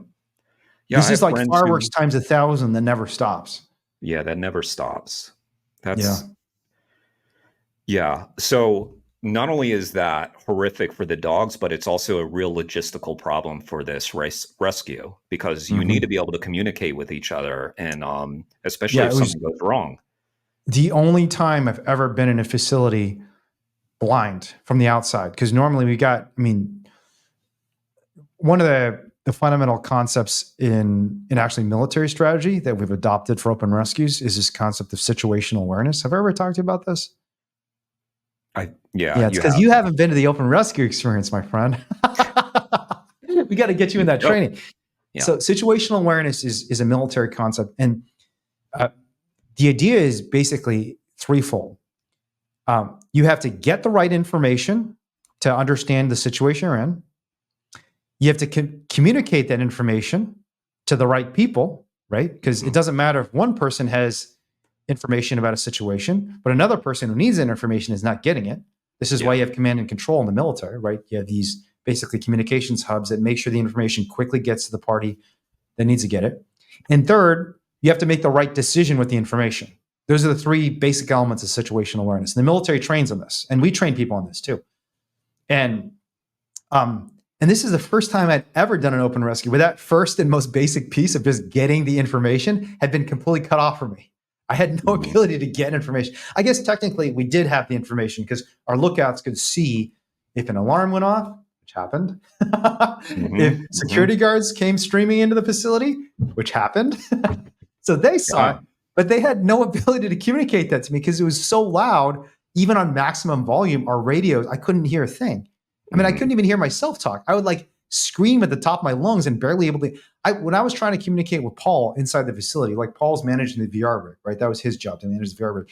I would like get right up to his ear and just scream into his ear. That's how loud it was. Man. Yeah. All the workers, we've learned subsequently, all the workers have to wear these like professional earmuffs that people who work in construction sites work in. And obviously none of these dogs are getting a moment of their lives of any ear protection, which is, I mean, wouldn't surprise me. That's part of the reason Julie is so, broken, because she went through an entire year of her life in that cacophony of 1,000 voices screaming at the top of the lungs constantly. So Paul was in there to document, to show what happened inside. As was I. I had the Sony Alpha 6500, my favorite mirrorless camera. Back then it was kind of a revolution because you have this small form factor camera that shoots so well in low light, and I was so happy about this camera, and I used it so many times. All the investigations I did, I shot all of them with the Alpha 6500 because it was a cheap camera, mirrorless, does incredibly well in low light, very high image fidelity even in low light, and it was great. So I've got my Alpha 6500.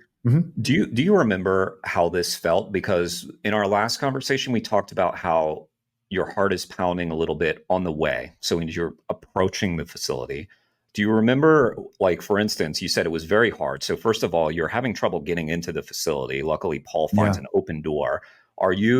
Is there any panic in that moment? Are you like, shit, all this work that we've done, it might all go for naught because we can't even enter the facility? Or were you very confident you would get in? I was very confident I would get in. Yeah. I've only had one mission failure in my entire life. And that was interesting. That farm I talked to that someone came out in a smoke break and literally saw me there. That's the only time I've not been able to get in somewhere that I thought, we needed to get into. And I think, I remember I was talking before. That guy probably didn't even know. He had no idea what the hell we were. Yeah. I mean, he had no idea who the hell we were. And I think they probably knew we were animal rights activists. And we actually obtained some evidence that I won't say exactly how we obtained it, but we found out later that they thought animal rights activists had been trying to kind of access the facility. So they did figure out that there were animal rights activists there, but it was many years ago. Yeah. And I think I told you previously, even the first couple times I walked into a slaughterhouse, I was surprised by how, one, easy it was to access them, and two, how calm I felt. And I don't think that's true of everybody. But I think I am definitely the sort of person who, oh my gosh, that's not Oliver, is it? That's Oliver and Powell. I've got two dogs from Ealing here today. Oh my God. 2 dogs. All right. Well, anyways. Yeah, I think I've just always, and this is part of the reason trial work is good for me, because I've always been the sort of person when, the stress is highest, I'm the calmest. And I think so, I can attest to that because I yeah. remember Laura Passalia like yelling at you. In And Sonoma County. I'm like looking like This a is the tennis judge. match. I'm Yeah. like back and forth, back and forth. I'm like, what's he gonna do? Because he's Yeah. getting reamed out, and you were just very calm. And, Yeah, threatened with contempt. I mean, there were many times where the trial was about to get shut down. I was going to get thrown in jail for just doing Yeah. basic things that, I thought were and actually are my constitutional right as a defendant. But yeah. yes, I mean, honestly, I don't think, I was that nervous. I mean, well, what about with the noise? Were you nervous at that point? Like, how are we going to communicate with each other? Yeah, no, I mean, like I said, I had one other experience. The experience was at a gestation crate facility at Smithfield. And it doesn't always happen. But for whatever reason, just on that particular day, all the moms in the gestation crate facility, a gestation crate facility is a pig farming facility where they are housing all the impregnated mothers, not the mothers who've had the babies already, but they're just sitting in these crates waiting to give birth. And obviously they don't have the moral decency to give these animals any room. And it's cheaper to stuff them in these tiny crates. So you have these 700-pound animals in a 2-foot by 7-foot crate packed in there like sardines, one after the other. And I had one other experience in a gestation crate facility once where, for whatever reason, all the mother pigs just all went crazy at the same time, and it was really loud. But even that didn't compare. I mean, this is in a league of its own in terms of just the volume level. Yeah, I mean, I was a little worried, but I wasn't that concerned. I mean, just the reality is, like, lookouts are really important, but the vast majority of the time, you don't actually need them. They're just the risk management. It's not that you're going to get caught or anyone's. It's kind of ironic because the one time I didn't have access to my lookout was the one time we actually needed a lookout. But I also thought correctly that, look, even if there's a problem, the lookout's going to find it. What I did was I came out and I instructed our lookout. I said, here's what we have to do. Yeah. Given I can't hear anything, and you can see this in the video footage, it's like 1 or 2 minutes after I walk and I say, look, I can't hear anything.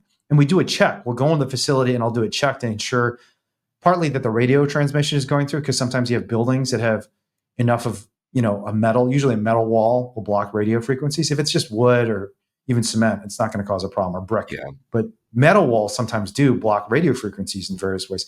So we did a check. Obviously the radio wasn't working. So I popped my head out and I said, look, here's what we're going to do. If the only reason for you to contact me is if it's a code red, if we need to get out of here. And if you do that, you just run into the building and find me. And then scream in my ear what information I need to learn and hear. And then I will do the best to decide what to do if that happens. And I said this thinking, it's not going to happen. It's because it so rarely happens. Like 100 times you're on the field, there's like one time where this happens. But again, vivisection facilities are different. They're much more secure than typical factory farm environments. And what happened okay, we'll get to that. But yeah, essentially, we were only there layers of protection. And yeah, we still have layers of protection. And I felt like, and then, even in the worst case scenario, even if they catch us and they call the police, like, let them call the police. I'll have a conversation with the police and point out all the dogs being tortured and say, yeah, arrest them. Yeah, I'm glad you called them, because these people should be arrested for torturing these dogs. I mean, that's exactly what I'd do if the police were called. Yeah. But we walked in and it was, I mean, we found a lot of dogs spinning, like in a very short amount of time. We found like 2 dogs with foot injuries. There's video footage of us instantly seeing dogs like limping around, causing, basically in a lot of distress. And we see Julie like right away. And it was not it didn't take us long to spot Julie, because we were only in that building for, I believe it was about 10 minutes before all the alarms went off. And we're still not entirely sure why all the alarms went off, but the alarms went off and they were going off everywhere in the facility, not just in our building. And the irony was it was so loud inside the building that probably the only person within a 5 square mile radius who didn't know alarms were going off at Ridglan Farms was me and Paul, because we're inside the building. We can't hear a goddamn thing. We couldn't hear the alarms. Were there any lights or anything? It was extremely loud. No, we didn't hear. There was no lights. All lights were going off outside. So we're in there for like 10 minutes. We already see Julie. I think it was Paul who saw her initially and said, like, Wayne, check this out. And so we're already like, holy shit, this dog is spinning. And we're standing there. And it was, real quick, what was it about Julie? Because you said all these dogs are spinning. Well, yeah. So there were a lot of dogs going frantic. Julie was spinning in a way that was like frantic even for Ridglan. It was just, it was like she was sprinting in a circle. and it would not stop at all. And there's also just something, I could just tell there's something wrong with her. Like, I didn't find out until later it was because she was blind, but she was, with the way she was looking around, she had this wild look in her eyes, like she wasn't focused on anything, and there's something neurologically wrong with her. And we knew there was something wrong with her. And she was on a lower level. So like there's 2 levels of cages. It would just been easier to take her. We just thought, we need to document this. This dog has been spinning nonstop for the last 5-10 minutes. This is a candidate for a rescue. She obviously is in need of some sort of emergency help. She's suffering immensely here, which is illegal in the state of Wisconsin, as it is in most states. And so we noted her, but we just continued to document. We didn't even leave the VR rig there because we were just trying to get the lay of the land. I mean, this is our first few minutes in the facility. And then 10 minutes in, our lookout comes running in the facility, and she's screaming at me at the top of her lungs. And I still don't see her because I got my camera. I'm focused on what I'm doing. And she's screaming, like going, Wayne, come out. And I don't respond. So she realizes, because she hasn't been in there either. I think she didn't quite grasp actually how loud it was in there. So at first she's just screaming and not realize I can't hear a goddamn thing. And she probably realized, wait, she can't hear. And it's actually only like 5-10 seconds. But for me, when I'm watching the video footage, it feels like an eternity. And then she comes running up and like right next to me and pats me on the shoulder and says like, we got to go. And so very quickly, we just rushed to grab 2 dogs, both of whom have foot injuries. And a lot of the dogs had foot injuries. And we said like, oh, look, there's so many dogs in distress. Just grab, a couple of the dogs that we noted as having potential issues, which there were a lot. I mean, almost all the dogs in some ways are living their entire life on wire. But the sad and horrible thing though was, we grabbed these 2 dogs that are close to us, but we had left Julie behind because she was like near the entrance. And by that point we were like 10 minutes in, or, basically had been walking and pretty quickly too. We weren't, because our first pass is not like, we're not slowing down and documenting everything. We're just trying to get a first pass in the entire facility. And so Julie's like 7 minutes away from us. Not 7 minutes, but just she's back near the entrance. But the lookout, comes in and tells me, look, there are alarms going off everywhere. What do we do? And I say, like, we can't go out the front. We're just going to abandon everything in the front. And I knew we had two big gear bags outside, but I said, let's just hope they don't see them. And if someone comes, I mean, at this point, I'm thinking to myself, honestly, like, I actually have set an alarm off at a facility, I think once before. And no one actually came that night when the alarm went off that I can recall. So I'm thinking to myself, oh, the alarm will probably go off and they'll just assume the alarm went off. It was an accident and no one's going to come. Mm-hmm. But I still make the call. We got to go out the back. And I didn't even know where the back led. And we did at that point know there was a back entrance, because that's one of the things you're doing when you first get into a facility. Situational awareness requires you to have like a mental map of what's going on. And so that's one of the first things I'm always looking for. What are the other exits? What are the other entrances? What are the threat points? What are the opportunities? And I already knew where the exits were on the other side of the building. So we basically went out the other side of the building, and there was this weird like mechanism actually that prevented us from getting out the first exit. And I was actually pretty worried at that point. I was like, oh man, we're trapped in here. Oh shit. Like we can play. And it actually turned out it wasn't that hard. You know, it was basically just this weird lock mechanism that we needed to deal with.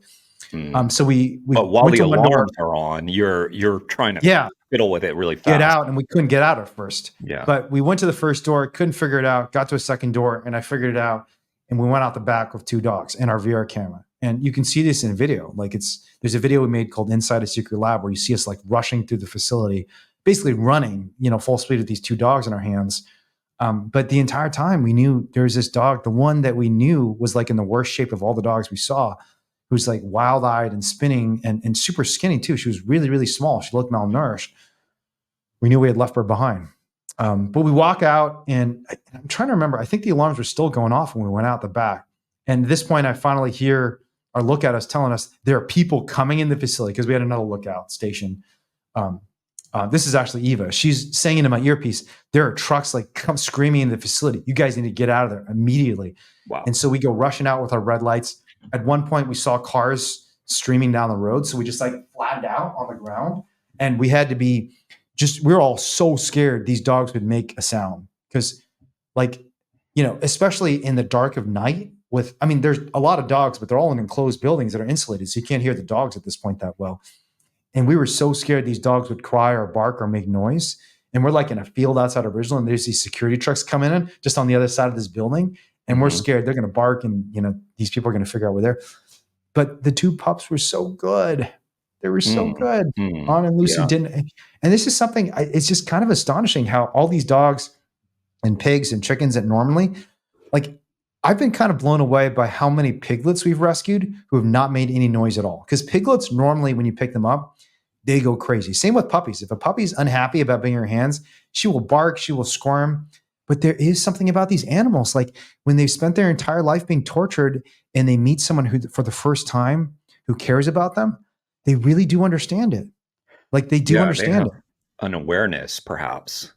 I Yeah. mean, it's hard to say, I but mean, it to me, seems it's not like even perhaps, it just is. Because it just is. if you Yeah. see, if you see like how Pow interacts with me or Julie, like Julie, I don't see Julie that often. And I only cared for her for like basically 1 week. I mean, I've been in her life since then. And or even Anna or Daisy, like Daisy, there's this pig we rescued at Happy Hand. And every time Daisy sees me, she still nibbles on my nose the same way she did when she was a little baby. Mhm. Like she was a tiny little pig. And now she's a giant, huge 600-pound pig. But yeah, they didn't make any noise. And so, partly because they didn't make any noise, we were able to get out, and we got Yeah. out, and we brought them to the van. And then that's when we had like an insanely hard decision. Because one of Mhm. the things I did when we were leaving was I intentionally left the back door open, knowing that, Smart. like, because I knew we'd only been there for 10 minutes. We had so little video footage, and I also knew, like, we saw this dog who desperately needed care, and like, I didn't want to leave her behind. And we had like a pretty intense discussion on the van about whether to go back. And honestly, like, I think all the other team members were like, you were out of your mind. You were out of your mind. We cannot go back. There were, because obviously we didn't even consider it until the security van left. Like I think it was one truck. It might've been a couple of trucks, but our lookout was positioned in a place where they could see the security trucks coming in. And Eva told us basically, look, it's all clear, but I don't know if somebody's still here. I just know there's a security truck that came in. Security truck has now left. And the question was, do we go back in? And yeah, I made a pretty risky call to go back in, and but it was the right call, because if we hadn't made that call, Julie would be dead, and she would have lived probably another 5 years spinning in a cage, going through psychological torment every moment of her waking life. And that would be, horrific, but also who knows what they would have done to her as well. Yeah. I mean, because you've talked about some of the things that they were doing to these dogs. And I don't know, is there any way for you to know what Julie would have been subjected to, or is there probably you couldn't know? Yeah, we don't know. But you've talked about force feeding dogs. Yeah. By the way, the relationship between that and foie gras, which is increasingly becoming, something that is banned. Like I was just looking up before this interview because I wanted to make this point. Foie gras, which is where they force feed ducks, geese, and it fatten up their liver, so that it becomes this, kind of pate thing. I don't know. It's disgusting, but this has been banned in 20 countries. I believe California as well. Pittsburgh has banned it.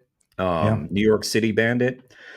Although that, the New York Supreme Court apparently allowed that to just go into effect. But so the public has rightfully started to come to the agreement that this is not something that we should be doing to animals. And yet they're doing it to dogs like Julie in laboratories, force feeding them not food, but laundry detergent, which is toxic to dogs, of course. I mean, imagine just swallowing any laundry detergent, and that would probably not feel very pleasant. It is the worst digestive pain anyone can possibly go through. And digestive pain is some of the worst pain any living being can go through. Because if your inside organs, if your inner organs are ruptured and leaching into your abdominal cavity, you will die. And your body is telling you, you need to do something about this immediately. And I've had intestinitis before, which is small amount of pain compared to what animals go through when they're force fed. Intestinitis is just basically where your intestines get a little inflamed, and it basically stuff in your stomach and your intestines gets too packed. It's too full. Yeah. And it is the most excruciating pain I probably felt in my life. Like I was bedridden. I could not stand up. I was in so much pain, and it never goes away. And they do this to these dogs, so two things about that too. One is they chose dogs for these experiments precisely because they are the only species of animal that will take it and not like viciously fight back, because it's so painful and awful that monkeys, cats, all these other animals that they might experiment on, pigs, you name the animal. You cannot force feed most animals. I mean, the only reason they can do it to ducks and geese is ducks and geese are just too small to fight back, but they do fight back. And they don't do it very long because the ducks and foie gras, it's done for a short period of time and they're just slaughtered. I think it's like a few months. But dogs will take that for years. They will take that for years, and beagles especially, which is so messed up that you've chosen these animals precisely because they're gentle and trusting, and you betray them by force feeding them every day. It's the ultimate betrayal. That's why we went beagle betrayal. Beagle betrayal. But the other thing to know about this is there's interesting research showing that dogs do not become acclimated to it. Like they're as stressed out and scared and have just as much pain and anxiety about it every single time it happens. Because they did research basically because they said, yeah, this is kind of making it hard. These dogs are thrashing in agony when we're force feeding them. I wonder if there's something we can do to make them more acclimated to it so they get used to being force fed. And researchers, these horrible experiments that were done on dogs, basically found they don't get acclimated to it. So it's just as bad on the 100th time you're force fed as the first time. And that might have been Julie's life, for all we know. She could have been sold off for an experiment and force fed chemicals and toxins and poisons for the rest of her life. Yeah, and Julie is so sweet. I feel so blessed to have been able to meet Julie. And we talked about Julie. She still spins to the right, and she does it out of nervousness. But now she does it because she's kind of like excited. She's a little nervous. She's a nervous pup, but she's spinning, and she's kind of like, oh, I think this is a friend. Like she knows she's surrounded by loving people now, especially people like you and Diane. So let's go back to the van. You have made this crazy decision that everybody is like, what the fuck, Wayne? We're really doing this? We're going back in where they, and so take me we back have one there. team member who's also just going to watch these two dogs. The guy in the van is just like, all right, I guess I have to care for these two traumatized dogs by myself while, the other 5 of you go back out in the field. And we do that. And we get back up and we're going very slowly, very, very cautious. We open up the door and we wait a little while to see if another alarm goes off. Because honestly, we're not even sure what set off the alarm because the door was open. We didn't close it. We left it ajar when we went in, and we left it ajar while walking in. Some reason the alarm just went off like 10 minutes late, which is honestly just terrible because it would have been better if it just went off right when we went in. At least we would have known. Instead we get trapped in the facility and we can't even hear it because the alarm's going off. So we test it again, and this time it seems fine. But we don't know if someone's inside, and we have no idea if there could be 7 people in there. We don't know if the security is alerted. There was a big building at the front entrance that we thought was potentially a residence, and someone could have walked into the buildings, could be doing a perimeter sweep right now. And I think one of the reasons I was confident that we could pull it off was I realized that because of the structure of Ridglan, there's basically 2 rows of cages. And if you just get down on the ground, you can actually see underneath the cages all throughout the facility. You just have to lay down on your side.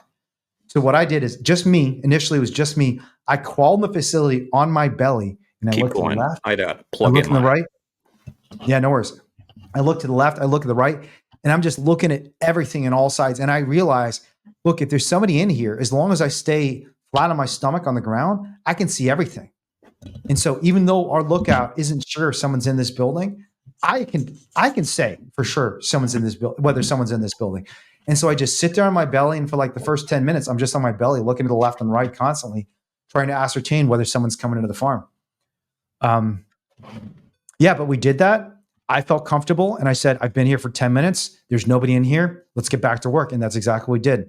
And the first thing we did was we went back to Julie and just set down the VR camera, shot outside of her cage for quite a bit, and just documented extensively what this one dog was going through. Because there's something really powerful about that individual story. I mean, we had rescued 2 other dogs, but Julie's story was the one we really wanted to tell because we didn't even know she was blind, but we knew she had foot issues. We knew she was psychotic. We knew she had been traumatized. And we knew that this case, this individual, this rescue is the one that is going to inspire people to support this work and understand why we did what we did. So we went back to her and we documented extensively. And we did walk through the entire facility, and we spent like a couple hours there. You got a lot of footage. I think it was the right call. And it does go to your point of being able to stay calm under pressure. I mean, that was obviously a high pressure situation. I think maybe because you had so much experience at that point and you kind of had a sense of what you could do. And also the confidence, like you expressed in this interview the confidence that, you know what, if they catch us, call the police. No big deal. I'll talk Yeah. to the police. And Call the you police being and we'll report you to the authorities. We'll say to the police, look at what they're doing to these dogs. yeah, I mean, you've been I arrested. mean, that doesn't many always work times, out so for the record. Sometimes you end up in jail, but because I never called the works. police to Sonoma County too, and they Yeah. put me in jail for that one. But Yeah, but you're an attorney. You know your rights. I do. You know the law, and yeah. And here's like the interesting thing for everyone, and this is the lesson not just about open rescue, but just about leadership and decision making more generally.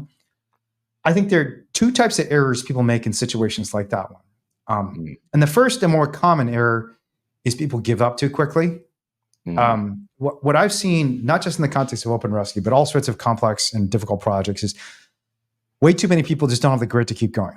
And a huge part of success is understanding that risk is a part of life, uncertainty is a part of life. You cannot let obstacles stop you. And I had a boss once who told me he didn't like me that much in a lot of ways. He didn't think I was a very good lawyer in a lot of ways, because honestly, I wasn't back then.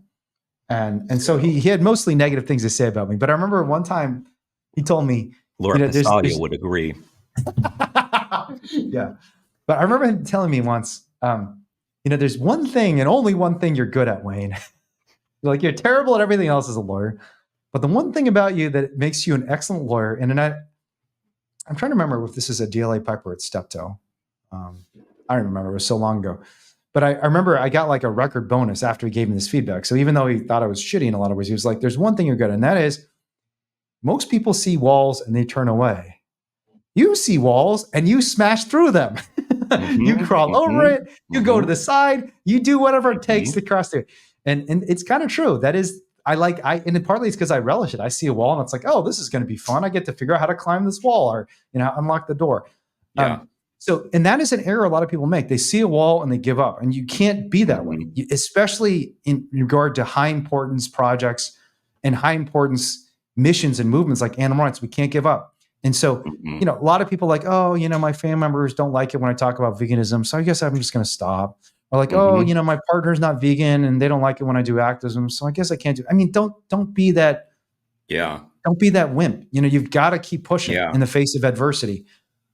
But the other error, and I've seen this error made too, this is less common, and this is a harder error to correct, is there are people who are willing to smash through walls, but they don't realize that smashing through walls is not the only option. You have to make a strategic calculation, not just a decision to take on risk. Risk is really important. Without risk, there's no reward. You've got to go out there and do risky things, challenging things, scary things. You've got to sacrifice. You also don't want to make stupid decisions. And so, and this is where people of discretion really do matter. You need someone who understands situational awareness, for example. And a lot of that can be trained, but some of it is just intuition. There's some people, for example, who just can't juggle like 3 streams of information at the same time. And if you can't juggle 3 streams of information at the same time, at least there's still decisions you can make. And sometimes people can juggle 3 streams of information if it's slower, like if it's a decision about which podcast episode to release, and I have 3 hours to think about it. But in open rescue scenarios, you need people who can juggle 3 streams of information on the spot and make a quick decision that's good. And that's not easy. That is something that is not easy. And sometimes, like, I do think to a certain extent, I think there's some people who, for whatever reason, can just do that more quickly and easily than others. And that doesn't have to do with intelligence necessarily, because one of the smartest people I ever met was a Nobel Prize winning economist at the University of Chicago named Robert Lucas. He could barely juggle one thing at a time. He was a very slow thinker in the sense that he could not think quickly, but he was a brilliant thinker. He'd stew on things and come up with theories that no one else can come up with. But specifically in the open rescue scenario, you need people who are going to take risks that are smart because they can juggle information streams and reach a good decision quickly. Not a perfect decision, because I've made a lot of mistakes. But I do think for the most part, I've made good decisions quickly.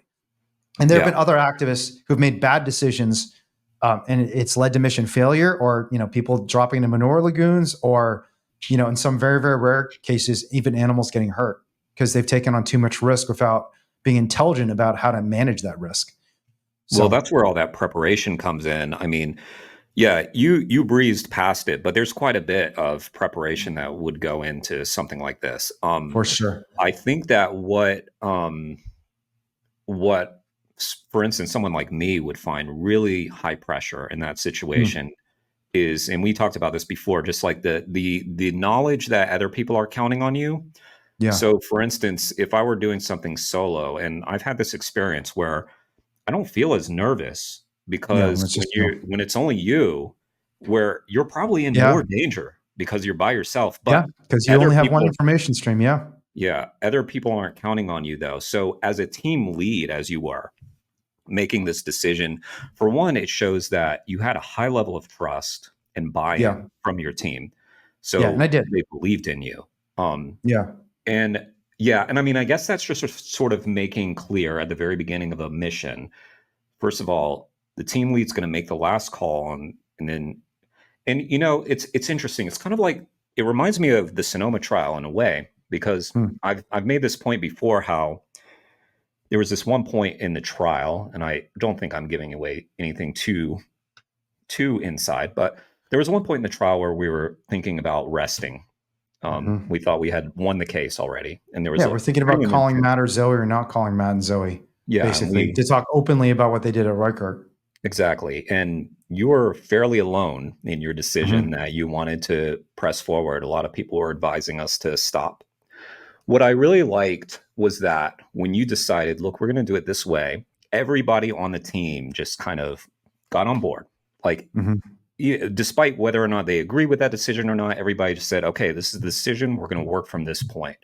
Yeah. And for a rescue that you're describing, that has to be what happens. Like, there can't be any breakdown. Um, Yeah.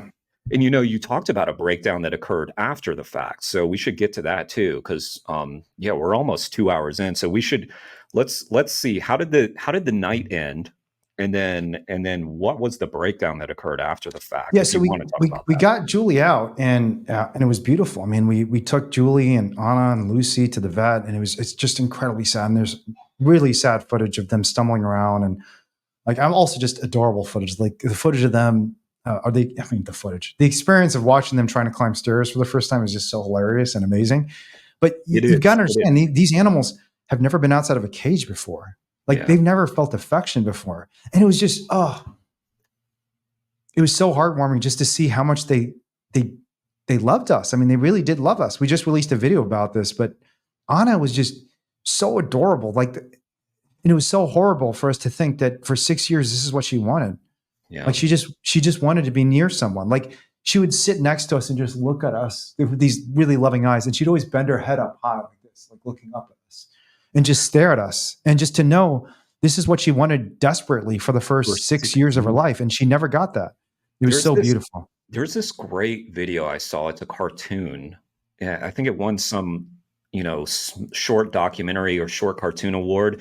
It's basically a pig dreaming of freedom, a Mhm. pig in a factory farm, and it's just beautiful, Yeah. heartbreaking. So because it doesn't come true. Yeah. So because I was going to ask you, like, what is that feeling like when you got Julie out after having made this harrowing decision that you had to make?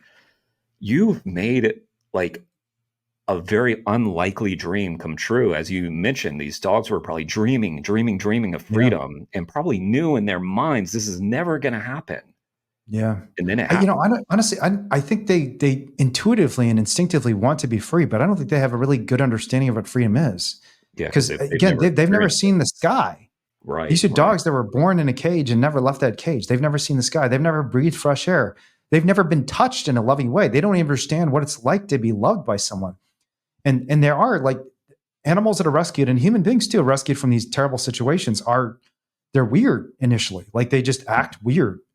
So like Julie and the other dogs, Julie especially, like when she got out of the cage, initially she's just like looking around, like confused. Wait, I thought my world was a 2x4 cage.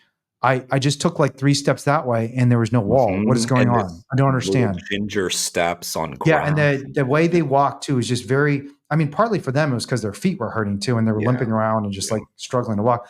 But it's pretty amazing because even though they're clearly in pain, you can see like the lesions and inflammation in their feet. We had to get antibiotics all over their feet and to treat them for their foot infections with standing on wire their entire lives. Once Julie realized, like, oh my God, I can keep walking in all directions. And oh my God, like the world feels soft. Yeah. Like just imagine having never felt something soft your entire life. Mm-hmm. And then laying in soft grass in a park, which is one of the first places we dropped Wooly. And at first she was like, what is going on? This is a little weird. And then she starts moving around faster because she's like, oh my God, I can go anywhere. And it feels so great. Everywhere I walk, my feet don't hurt quite as much as they used to because it's soft, beautiful grass and dirt. And so she's like almost like frantically crawling around everywhere because she's so happy the world is finally soft and safe. And she's wagging her tail because she realizes, oh my gosh, these people are not going to hurt me. They love me. Yeah, and this is why, I mean, even years later, when I come home, I know that moment where Julie realized, and I think she realized this fairly early on, even when we were carrying her out, that I'm going to be safe. Like for the first time in my life, I don't have to be scared. And she associates that feeling with me. And it is such an amazing feeling of joy and relief that to this day, I don't know if you heard her. It doesn't always happen, but I'd say like 1 out of 2 times when I go visit Diana, Julie literally screams in joy. She's like howling. She's so happy. She's like, like she's so happy to see me. And she doesn't even do this for Danielle. I mean, she does this for Diana a little bit. Diana's her mom, but Diana always tells me like, she doesn't even do this for her dad. This is for you.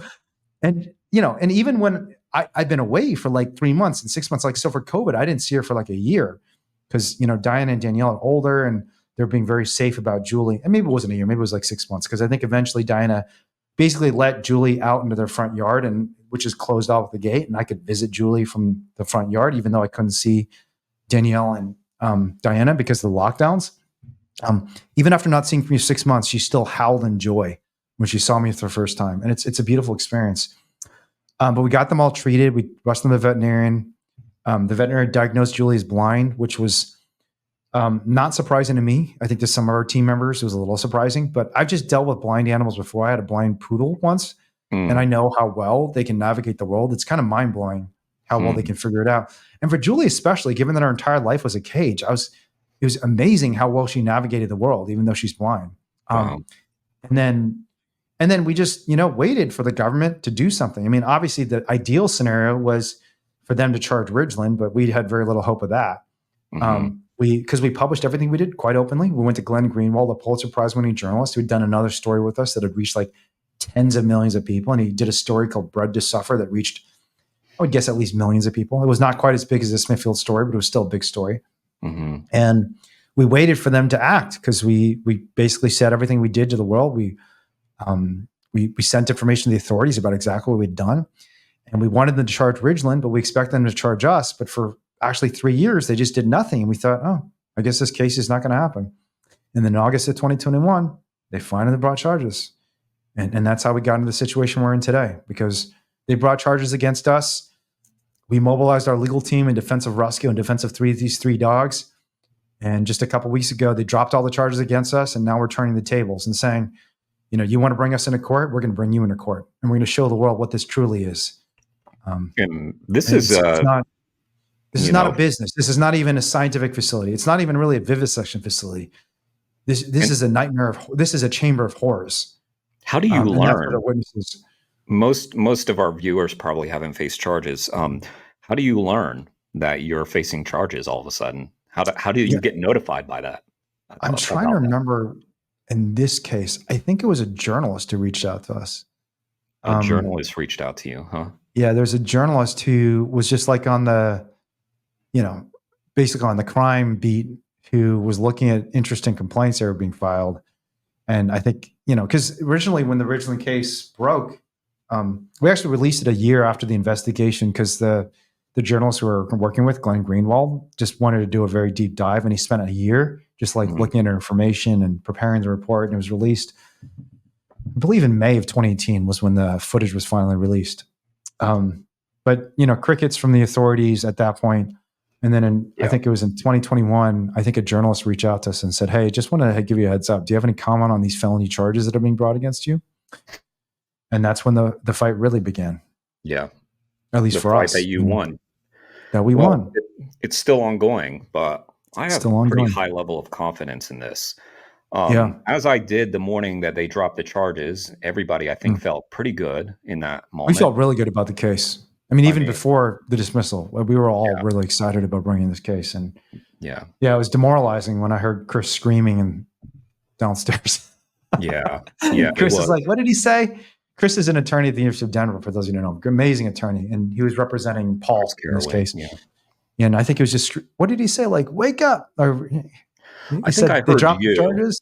I think the Oh, yeah, first you I heard heard me? was you saying, Okay. "God damn it," or something. And I I knew probably did say instantly that. what it was. Yeah, because that's the Yeah, I only mean, thing we that would thought have this set could you off. happen. We thought this could Yeah, happen because it happened in Iowa with Matt's case too. You know, like Matt was yeah, super excited. That was a case involving ventilation shutdown where they charged him for exposing pigs being roasted alive. And in our yeah. case, they charged us for exposing animals being vivisected, surgically mutilated, force-fed laundry detergent, confined in cages their entire lives. And I was like, come at us, you know? Well, This is going to be a great case for us. it's because you sent them that threatening letter with the Yeah. magazine letters cut out saying, Oh God.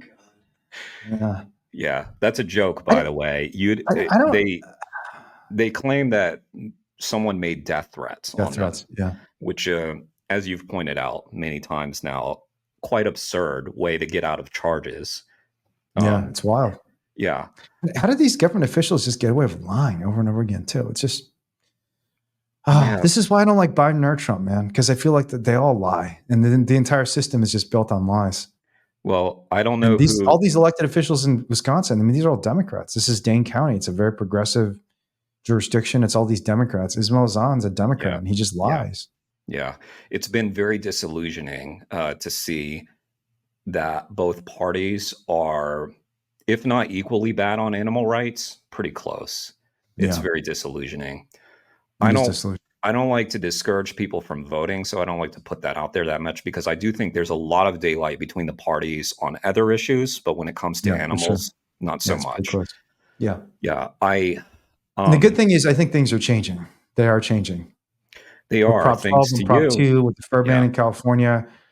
Even with kind of the campaigns against retailers across the country that CAFT and other organizations have done, animal rights is becoming a real issue. it is We just need becoming more courage. We need real leaders, like we said at the start of this conversation. We need real leaders who are going to lead well, and make decisions that are not necessarily in alignment with what the Democratic Party or the Republican Party have done for the last 200 years. But that's how the world gets better, because leaders are willing to endorse change. well, we have been just sitting on, and we've talked about this, and that's part of why we're doing the YouTube, is just we're sitting on this gold mine of stories. The stories of rescues are fascinating. They are Yeah. basically like real life spy novels. Yeah. We give this interview too much attention, but I'm going to bring it up like one more time. That Logan Paul interview that he did with James Aspey. James asked me. Yeah. There was this part in there where they were talking about Sea Shepherd, and James was talking about Paul Watson, and Logan Paul, who had been plant-based and gone away from it, was like got real perked up when he was hearing about what they do on the high seas, and he said, "That's badass. I would do Yeah. that." I'm in that. Yeah. Yeah, and Yeah. and Literally I like think it, violent, destructive activism, like right, ramming into other ramming ships and ships, physically yeah, preventing them from hurting animals. yeah. And so if people just knew these stories of how intense, how I mean, I love like the stereotype of the wimpy vegan, and here's you, um, alarms blaring in this vivisection facility, and just saying, going back to the team, two beagles, you're probably holding a beagle and you get them back to them, you guys watch for a little bit, and it's like, why don't we go back? Let's Yeah. just go back in there because we left somebody behind. It's that, and obviously there were many, many more dogs that you couldn't rescue Yeah. on the day, but you're only one pair of arms. So yeah, if people only knew how badass these stories were, and I mean, these stories are out there, but they're just kind of buried and hidden. First of all, Yeah. open rescue is making them more accessible. There's also just really cool stories. I'm really Yeah. fascinated About the by life. the underground and that those books are just they like I Yeah. said, Not enough people read them for sure. yeah. I mean, Free the Animals is an amazing book. Have you read that yet? Yeah, I read that one. That was It's great, Ingrid, right? right? Yeah, Yeah. it's good. You Yeah, read it's it. the It's story just of a great how the the ALF started in this ALF country. started in America. Yeah, Mhm. and it was a Yeah, policewoman. It was a I know. policewoman who Who quote unquote brought it. broke the law.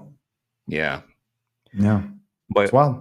you know, we should ask her, and I don't know who she is because she was a pseudonym, but you should ask Valerie if she believes she was breaking the law when she rescued animals.